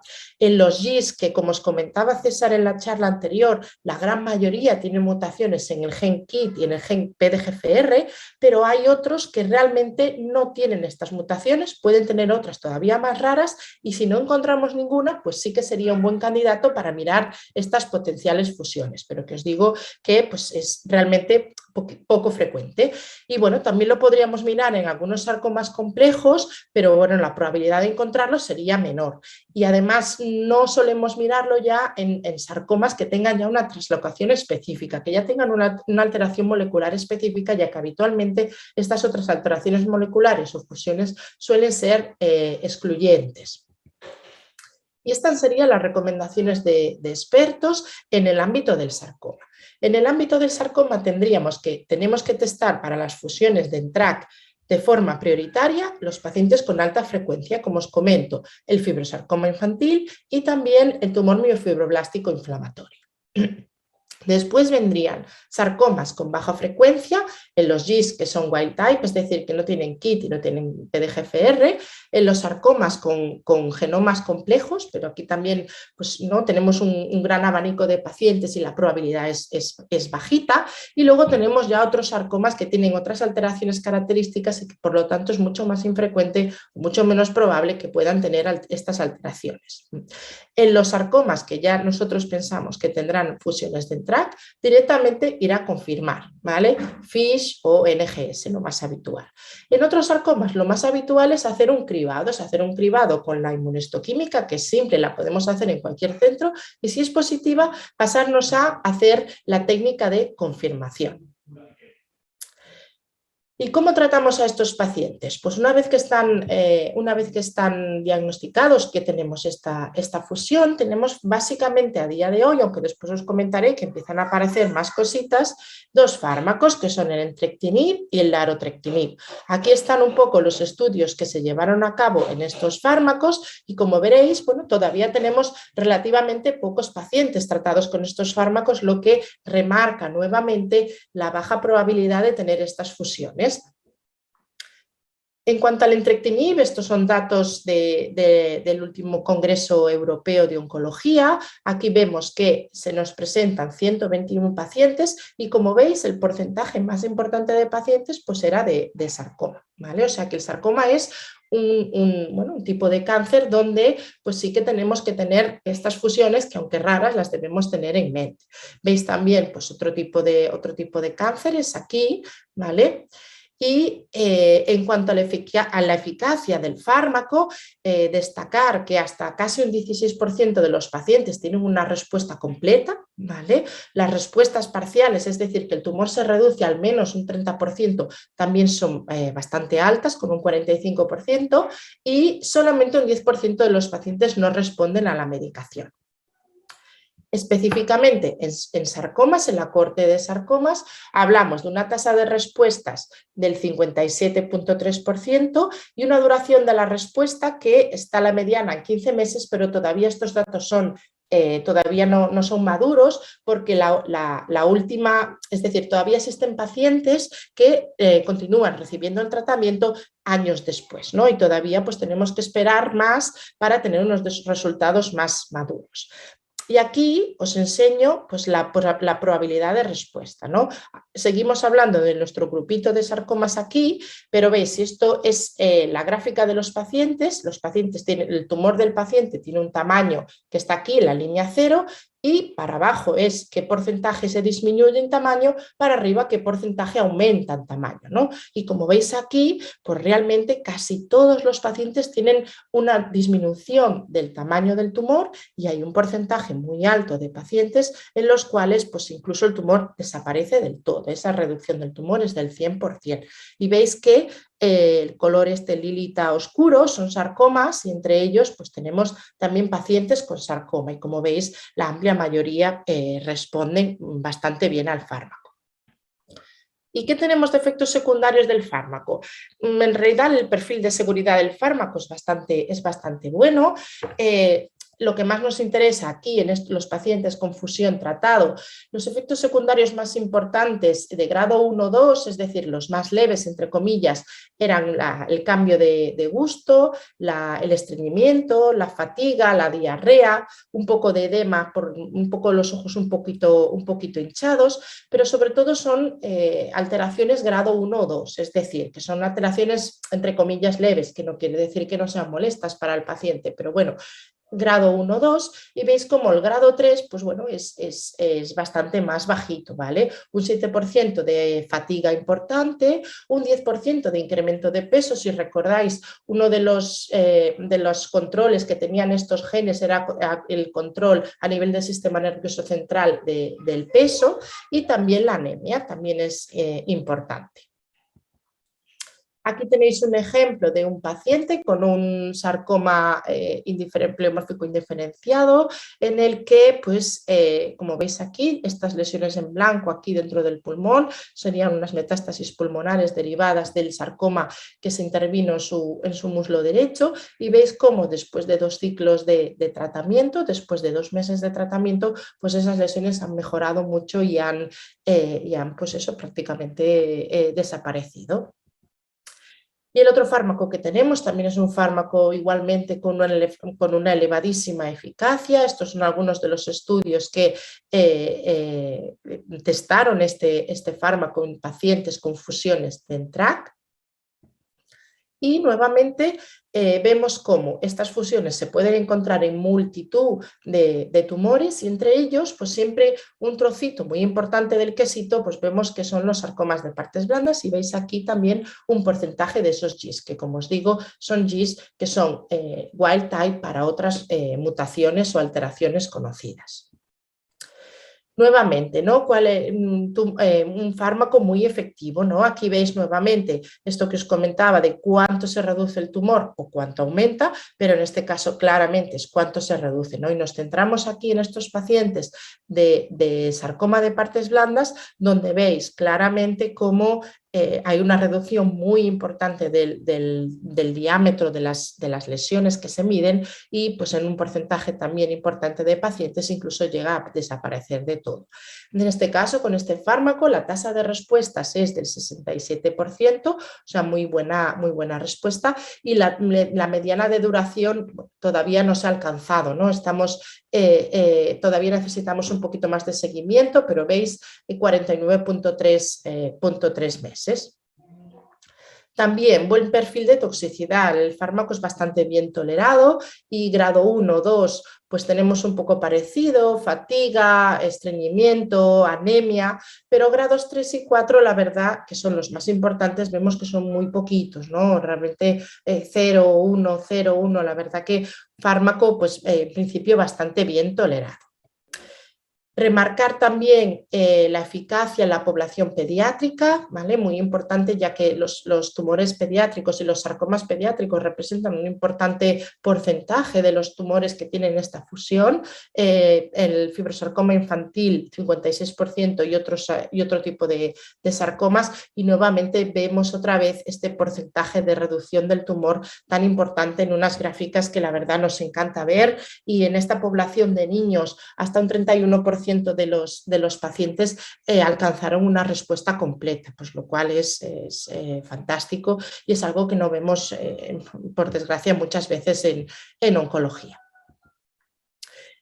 Y ya están en marcha, ¿vale? Todo y que todavía no tenemos este fármaco disponible en España, ya están en marcha nuevas generaciones de inhibidores de NTRK. ¿Vale? Como os comentaba, la primera generación pues es el LARO y el entrectinib, pero después de un tiempo pues el tumor, como pasa en muchas ocasiones, pues se hace más listo y genera resistencias para, digamos, pues no ser vencido por el fármaco, ¿no? Y muchas veces son mutaciones puntuales en el gen, no son fusiones, porque bueno, ya tenemos nuestra proteína de fusión, pero generan unas mutaciones puntuales que hacen que sean más resistentes al tratamiento que nosotros estamos dando, y pues deje de ser efectivo, ¿no? Pero ya se están investigando inhibidores de NTRK de nueva generación, como el selitrectinib o el repotrectinib, y bueno, la verdad que los resultados preliminares pues también son prometedores. Os traigo aquí uno de los primeros resultados de estos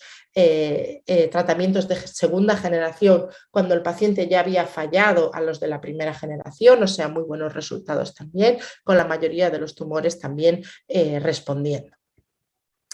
Y nada, ya para acabar, como conclusión, comentar eso, ¿no? Que las fusiones de NTRK son infrecuentes y pueden afectar a múltiples tipos de tumores. Específicamente en pacientes con sarcomas las tenemos que considerar siempre en algunos subtipos histológicos, aunque debemos tener presente que representan menos del 5% de las alteraciones que tenemos detrás de un sarcoma. Los inhibidores de NTRK son fármacos que son realmente efectivos y con un perfil de toxicidad que es bastante bueno. Ya tenemos inhibidores de nueva generación y bueno, de momento pues el problema fundamental que tenemos con estos fármacos es el acceso a los mismos, ¿no? Ya tenemos aprobación por la EMA, pero bueno, a día de hoy de momento no tenemos esa aprobación en España. Yo espero con un futuro próximo sí que pueda haber pues, un entendimiento y que la generación de nuevos datos y el ampliar estos números de pacientes nos pueda dar a que finalmente en España también tengamos acceso a esos fármacos de forma rutinaria, sin que sea a través de ensayo clínico o de los usos compasivos. Pero bueno, tener en cuenta también estas opciones. Y nada, muchísimas gracias nuevamente por la invitación para estar aquí hoy. Muchas gracias. No sé si tenemos alguna pregunta o si nos pasamos a la siguiente ponente. Vale, pues entonces nos pasamos a la siguiente charla con Gloria Marquina, oncóloga médica especialista en sarcomas del Hospital Clínico San Carlos en Madrid, que nos va a presentar la charla Nuevos avances y terapias en sarcoma. Hola, buenas tardes a todos. Muchas gracias a Sarga por a invitarme a dar esta ponencia. A todos ustedes que están escuchando a estas horas de la tarde, les agradezco que estén al otro lado de la pantalla. Bueno, para mí es un honor hablar hoy ante esta audiencia. Espero que les sea útil. Voy a ser bastante concisa, dado la limitación del tiempo, pero esta ponencia daría para hablar mucho tiempo. Soy la doctora Marquina, soy oncólogo médico en el Hospital Clínico San Carlos, que es centro de referencia nacional en sarcomas y centro europeo de referencia también en sarcomas y en tumores raros ginecológicos. Pertenezco a diferentes sociedades científicas y grupos cooperativos de las patologías a las que me dedico, entre ellas sarcomas. Estos son mis conflictos de interés. Voy a plantear en los siguientes 10-15 minutos, más bien 15, la ponencia en fundamentalmente 4 partes. La introducción, la segunda parte de tratamiento estándar en sarcomas y de partes blandas y en sarcomas de los huesos. No me voy a referir en esta ponencia a GIST porque si no sería interminable. Voy a pasar a segunda líneas sucesivas. En tercer lugar, potenciales nuevos avances y por último pasaré a conclusiones. Como introducción, el concepto de sarcoma, que creo que no se nos debe olvidar, aunque la mayoría de los que están escuchando son conscientes del concepto, pero no está de más recordarlo que son tumores raros, significan 1,5-3% de todos los cánceres. Esto va a tener implicación a la hora de la investigación en este tipo de tumores. Pueden ocurrir en cualquier edad, más en adolescentes y adultos jóvenes, cualquier localización, fundamentalmente más en extremidades, pero también pueden ocurrir en tronco, en retroperitoneo, cabeza y cuello, visceral, y son más de 70 subtipos. Quizás aquí me quedo corta con la última clasificación de la WHO, que quizás son más de 100 subtipos, divididos en 3 grandes entidades: sarcomas de partes blandas, sarcomas de los huesos y tumores del estroma gastrointestinal. Someramente, el tratamiento de los sarcomas de partes blandas y de los huesos se basa, si está localizado, en realizar cirugía oncológica, valorar o no quimioterapia neoadyuvante, si bien es cierto que en osteosarcoma sí que se debería realizar neoadyuvancia, y después valorar en sarcomas de partes blandas la radioterapia neoadyuvante. En sarcomas de partes blandas, en caso de estar ya en enfermedad metastásica, la doxorubicina es estándar en primera línea del tratamiento desde los años 70 y en sarcomas óseos la doxorubicina es parte del tratamiento en caso de requerirlo. Quiero que se queden con la idea de que el tratamiento es multidisciplinar y no solo para la enfermedad localizada, también debe serlo para la enfermedad metastásica, porque no significa solamente un paciente que es metastásico ya decirle que es incurable. Puede haber estrategias en que podamos cambiar esa deriva de la enfermedad. Se puede combinar con cirugía, con radioterapia. Por eso es muy importante que todo paciente con sarcoma sea valorado por un equipo multidisciplinar. Pasamos al tratamiento de primera línea en sarcomas de partes blandas. Y hablar de primera línea en sarcoma de partes blandas es hablar de doxorubicina. Desde los años 70 es un tratamiento intravenoso que se administra en dosis entre 60 y 75 miligramos metro cuadrado cada 3 semanas. alcanzó en el estudio de Benjamin en unas respuestas completas de un 9% y una respuesta parcial del 32%. Si bien es cierto que estas respuestas, dependiendo de los estudios, son incluso llegando a 0. Entonces, es importante ver si se pueden mejorar estos resultados. Además, hay que tener en cuenta que este fármaco tiene una dosis máxima de administración de 600 miligramos metro cuadrado. Se sabe que la cardiotoxicidad aumenta sustancialmente una vez alcanzada esta dosis acumulada. Para mejorar los resultados, ¿qué podemos hacer? Pues añadir otros fármacos, por ejemplo, olaratumab. Hace unos años, olaratumab estaba en boca de todos los oncólogos que nos dedicábamos a sarcomas porque parecía que podía mejorar drásticamente los resultados de doxorubicina. Desgraciadamente, hace unos pocos años se vio que el tratamiento con doxorubicina y olaratumab no mejoraba los resultados. Podemos hablar de mejoría de la molécula con doxorubicina mejorada, por ejemplo, aldoxorubicina, que tampoco ha demostrado mejorar los datos, o podemos hablar de otro fármaco en su lugar, que ya les digo que se ha intentado y no se ha podido mejorar los datos.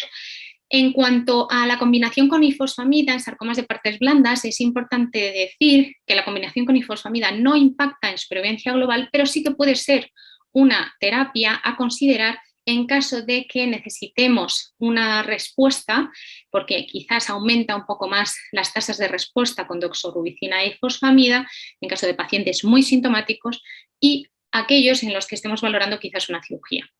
En cuanto al tratamiento de segunda línea y sucesivas, ifosfamida en dosis de 3 gramos metro cuadrado días 1, 2 y 3, intravenoso cada 21 días, consigue una respuesta objetiva entre 7 y un 41%. Este fármaco es claramente más tóxico y hay que valorar concretamente en qué pacientes se puede administrar. La trabectedina, una vez fallo a doxorubicina e ifosfamida, este fármaco se posiciona, no impacta en supervivencia global y sí que frente a dacarbazina puede aumentar la supervivencia libre de progresión. Tan solo hay que pensarlo en pacientes con L-sarcomas, es decir, leiomyosarcomas y liposarcomas. Atención, que esto es importante, la reevaluación con escáneres. La trabectedina no es un fármaco que quizás haga unas grandes respuestas a algo, a veces se ven, pero sobre todo disminuye muy mucho la tasa de crecimiento del tumor y esto hay que tenerlo en cuenta, que hay que esperar, hay que ver realmente si ese escáner se habla de progresión o no y hay que valorarlo con radiólogos expertos. En cuanto a pazopanib, no se debe utilizar en pacientes con L-sarcomas y además este fármaco es oral, lo cual supone una ventaja en cuanto al tratamiento para los pacientes que no quieran tratamiento intravenoso. No impacta en supervivencia global claramente, aumenta la supervivencia libre de progresión y puede ser considerado a partir de segunda línea y sucesivas. Eribulina en pacientes con liposarcomas puede ser una alternativa y dacarbazina gemcitabina, que es un esquema que fue testado por el Grupo Español de Investigación en Sarcomas hace unos años, impacta en supervivencia global en pacientes con sarcomas de partes blandas y es un esquema fundamentalmente, quiero que se queden con la idea, que es especialmente bien tolerado por los pacientes. Se administra intravenoso cada 2 semanas y de verdad que puede cambiar la diferencia, puede suponer una diferencia en la tolerancia. En cuanto al tratamiento de los sarcomas óseos, muy resumidamente, la quimioterapia clásica, si es un paciente menor de 30 años, habría que utilizar el esquema MAP. Si es mayor de 30 años, cisplatino o valorar carboplatino junto con una antraciclina y segundas líneas y sucesivas, ifosfamida y tóxico, gemcitabina de Cetaxel, entre otros. Hay otras terapias. Fundamentalmente, tumor de células gigantes, denosumab, es un modulador de los osteoclastos, de la resorción ósea. Imatinib, quizás en tumor de tenosynovial de células gigantes. No, este fármaco no está aprobado en esta indicación, pero se utiliza porque se ha visto beneficio y la inhibición de CSF1, que es el gen que favorece el desarrollo de estos tumores de tenosynovial de células gigantes. Mefabrutide también ha demostrado un impacto en pacientes con osteosarcomas menores de 30 años, pero hay algunos hospitales en los que no se puede administrar porque no ha impactado claramente supervivencia global, pero sí que puede favorecer una mejoría en estos pacientes. ¿Qué potenciales nuevos avances podemos ver tanto en los últimos años como en los próximos y venideros? Pues he seleccionado unos pocos porque por potenciales nuevos avances puede ser cualquier tipo de ensayo clínico que se esté desarrollando actualmente, pero yo he elegido unos pocos. unos cuantos que están publicados, como trabectedina doxorubicina, se ha publicado en el Congreso Europeo de Oncología Médica, celebrado el año pasado. Esta combinación de fármacos ha demostrado un aumento de la supervivencia libre de progresión en la población intention to treat analysis, o sea, la población con intención de tratar, duplica la supervivencia libre de progresión en aquellos pacientes que reciben la combinación frente a doxorubicina. Además, la eficacia de esta terapia, como pueden ver, es un 50%, un poquito más de 50% de estabilizaciones y sobre todo quiero que se fijen en las respuestas completas, 5% y 32% de respuestas parciales. Este esquema es relativamente bien tolerado, con un buen tratamiento de soporte y es fundamental que sepan que no está aprobado por las agencias, pero hay que considerarlo y aquí se podría intentar valorar en centros expertos la utilización de este esquema en este tipo de pacientes. Selinexor se ha publicado por publicación en papel el tiempo al deterioro en calidad de vida con este tratamiento oral que se administra 2 veces por semana en pacientes con liposarcoma desdiferenciado. El tiempo al deterioro en calidad de vida aumenta con la administración de selinexor y se han publicado en el Congreso de Sarcomas, Mundial de Sarcomas de 2020, los datos de supervivencia global y la supervivencia libre de progresión. Quizás no son muy llamativos, pero puede suponer una alternativa en pacientes con liposarcoma desdiferenciado. Pasamos al esquema Cosimo en pacientes con condrosarcoma convencional, mesenquimal, desdiferenciado, células claras. Muchas veces estos pacientes se nos agotan las terapias, por no decir no tenemos. Entonces, el esquema de sirolimus 4 miligramos al día, vía oral continuo, y ciclofosfamida 200 miligramos en 2 tandas, en días 1-7 y días 15 a 21 de cada 28 días, puede suponer un cambio en el tratamiento en este tipo de tumores. Estamos pendientes de publicaciones futuras y este esquema se ha publicado en CETOS 2021. En cuanto a los inhibidores de NTRK, que ya ha comentado la doctora Sevio, muy brevemente, tan solo que se queden que en adultos la larotrectinib en sarcomas de partes blandas supone una tasa de respuestas de un 74%, en niños un 94%, cosa poco vista en sarcomas con las terapias convencionales en pacientes que tengan esta fusión de NTRK. Además, como ha indicado ya la doctora Sevio, son unas respuestas prolongadas en el tiempo. Como otro fármaco inhibidor de NTRK, entrectinib, supone una tasa de respuestas también de un 46%, si bien es cierto que falta madurar más datos, pero puede suponer un cambio en el estándar de tratamiento en pacientes si testamos estas fusiones, o sea que les animo a que intenten que se testen estas fusiones. Son pocos pacientes, pero si tenemos un paciente de estas características se puede beneficiar muy mucho de estos tratamientos orales. Fármacos o combinaciones de fármacos o tratamientos que están ahora mismo en investigación.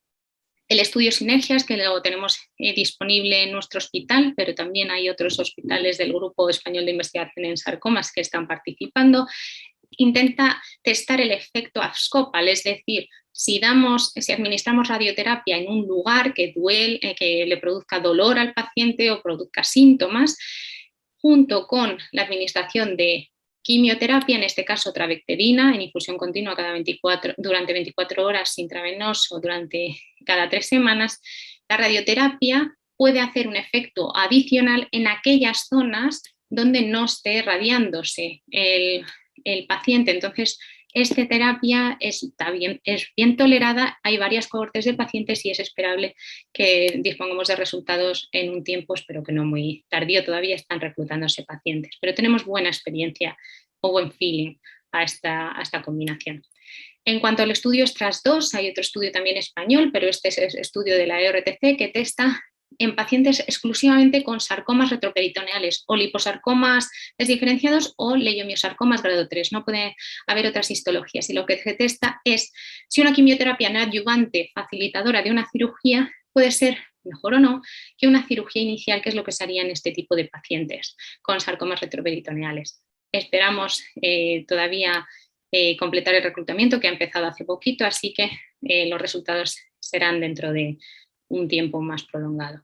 Y el estudio Tolerance, que es en pacientes con sarcomas de partes blandas, ancianos o frágiles, lo que testa es intentar ver si puede haber una alternativa a primera línea con doxorubicina a dosis de 60 o 75 miligramos metro cuadrado a juicio del investigador, una alternativa mejor tolerada para estos pacientes. Desgraciadamente tenemos pacientes en consulta que son frágiles y que si nosotros le administramos una doxorubicina a dosis plenas cada 3 semanas, los pacientes se deterioran y no podemos administrarle un segundo o tercer ciclo. O sea, es fundamental encontrar unas alternativas algo más tolerables e igualmente eficaces y que se consigan mantener la calidad de vida, que es el objetivo de los pacientes en primera línea. Este esquema se extrapola de las pacientes con cáncer de mama. Está demostrado que doxorubicina semanal puede ser una alternativa. Y ciclofosfamida oral prednisona es un esquema que nosotros utilizamos y es bastante conocido en sarcomas y bastante bien tolerado. Veremos en cuanto se abra en nuestro país si puede ser una alternativa en pacientes ancianos y frágiles. Y por último, el DCC-3014, que es un fármaco oral en pacientes con tumor tenosinovial de células gigantes, que intenta mejorar la calidad de vida de estos pacientes. Son pacientes con este subtipo de sarcomas que tienen una agresividad local, es decir, rodillas, codos, donde aparezca, con proliferación de la sinovial, que desgraciadamente han fallado terapias de cirugía, terapias de radioterapia o terapias más dirigidas, y estos pacientes sufren mucho, tienen muy mala calidad de vida. Este fármaco potencialmente puede cambiar el devenir de esta enfermedad y de estos pacientes mejorando su calidad de vida. De todos modos, estos son resultados del fase 1-2. Estamos ahora mismo participando varios centros en el estudio fase 3 y espero que podamos ayudar a pacientes con esta terapia. Como conclusiones, el tratamiento de los sarcomas de partes blandas y de los huesos metastásicos se basa en quimioterapia clásica. Es fundamental un tratamiento multidisciplinar. Es fundamental un buen manejo del paciente con sarcoma desde antes del diagnóstico, preferentemente en centros de referencia, y es fundamental valorar ofrecer a los pacientes la posibilidad de inclusión en ensayos clínicos. Muchas gracias. Muchas gracias, Gloria. No sé si alguien tiene alguna pregunta. Yo tengo una pregunta que me han enviado aquí, pero creo que va más encaminada a todas. Perfecto, pues hacemos esta pregunta entonces. La eficacia de la inmunoterapia en liposarcoma, bien diferenciado en zona retroperineal, y la eficacia de inmuno en sarcoma sinovial. Preguntan por la eficacia por la inmunoterapia en liposarcoma y en sarcoma sinovial. No sé quién quiere responder de las tres. Ana, ¿quieres contestar tú? ¿Quieres que conteste yo? Hola, ¿qué tal? Sí, contesto yo sin problema. A ver, en principio en estos dos subtipos, la inmunoterapia, al menos en monoterapia, ¿vale? Una inmunoterapia más conocida, pues que es los inhibidores de PD1 y de PDL1, desgraciadamente no han mostrado un beneficio, particularmente en el liposarcoma retroperitoneal bien diferenciado. Suele ser un tumor que tiene un ratio de crecimiento bastante lento y que pues realmente no tenemos datos que nos apoyen a realizar inmunoterapia en este subtipo, al igual que en sarcoma sinovial. El sarcoma sinovial ha sido uno de los subtipos incluido dentro de diferentes ensayos clínicos con inmunoterapia, pero al menos en monoterapia no es uno de los subtipos fundamentales en las monoterapias de PD1 y PDL1. Si estamos hablando de inmunoterapia en forma de terapia celular, ¿vale? Entonces ahí sí, el sarcoma sinovial sí que está siendo uno de los subtipos en los que pues una terapia génica, digamos una inmunoterapia con una modificación de los linfocitos del paciente para reconocer un antígeno que suelen tener los sarcomas sinoviales, que es otro tipo de inmunoterapia que no es tan conocido y que todavía está en desarrollo, ahí sí que parece que es un subtipo histológico que se podría beneficiar de este tipo de tratamiento, pero de la inmuno que tenemos, digamos, más conocida o que se ha dado más a conocer y tenemos más en la mente, de momento esos subtipos no, pero la terapia celular adoptiva sí que parece que el sarcoma sinovial podrá tener un papel pues en un futuro próximo. Muy bien, muchas gracias. Y una paciente pregunta si la toxicidad de la doxorubicina y de la ifosfamida es temporal o suele ser toxicidad que se queda a largo plazo. Bueno, puede haber diferentes toxicidades. La más frecuente, la toxicidad más aguda, suele ser la toxicidad hematológica, es decir, baja de plaquetas, baja de defensas, anemia. Pero desgraciadamente también a la hora de la administración de la ifosfamida puede haber encefalopatía por ifosfamida, que es algo más agudo también, pero puede haber en algún momento en pacientes pues, que sean monorrenos, pues puede haber toxicidad también renal, que eso sí que desgraciadamente a veces no es algo agudo, sino que se mantiene a lo largo del tiempo. Entonces hay que individualizar a aquellos pacientes que realmente se crea que vayan a beneficiarse de un tratamiento combinado y explicar bien qué tipo de toxicidades. Las náuseas, los vómitos, la diarrea, pues eso es algo más bien agudo, o sea, pero sí que es cierto que es importante, y esto sí que quiero recalcarlo, que aquellos pacientes que estén en tratamiento no busquen en Google, que se fíen de lo que le ha dicho su oncólogo a la hora de explicarle el tratamiento y fundamentalmente si hay algo que no mejora, tipo pues diarrea con Fortasec varios días, pues que consulten en urgencias, porque sí que es cierto que aunque sea algo reversible, sí que si el paciente no busca una atención sanitaria, pues puede ser algo grave, por ejemplo una fiebre neutropénica, una diarrea grado 3, o sea que en principio son algo agudo, pero hay algunas toxicidades que pueden ser a largo plazo. Muchas gracias. Otra pregunta es si en el condrosarcoma mixoide extraesquelético con metástasis en pulmón hay nuevos tratamientos o todavía no hay tratamientos, terapias dirigidas nuevas.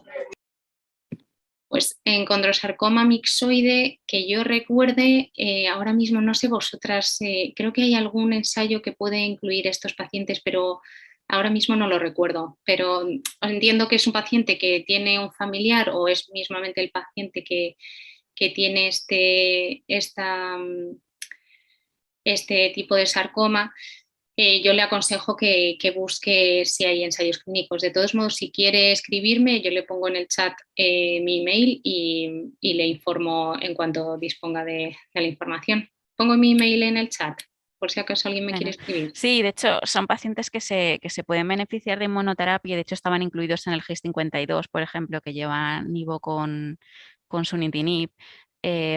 Luego también como tratamientos estándar, aunque no sean los pacientes que tengan una respuesta digamos más clamorosa, se pueden beneficiar de tratamiento con antraciclinas, tratamiento con trabectedina también, como otro tipo de sarcomas. Es decir, tenemos pacientes con respuestas también prolongadas a esto, o sea, qué opciones va habiendo, no tan nuevas en el sentido de que algunos son fármacos ya aprobados y otros son estudios que ya llevamos desde hace tiempo, pero bueno, son del grupo de pacientes que se pueden beneficiar de inmunoterapia como cosa nueva, aparte de lo habitual.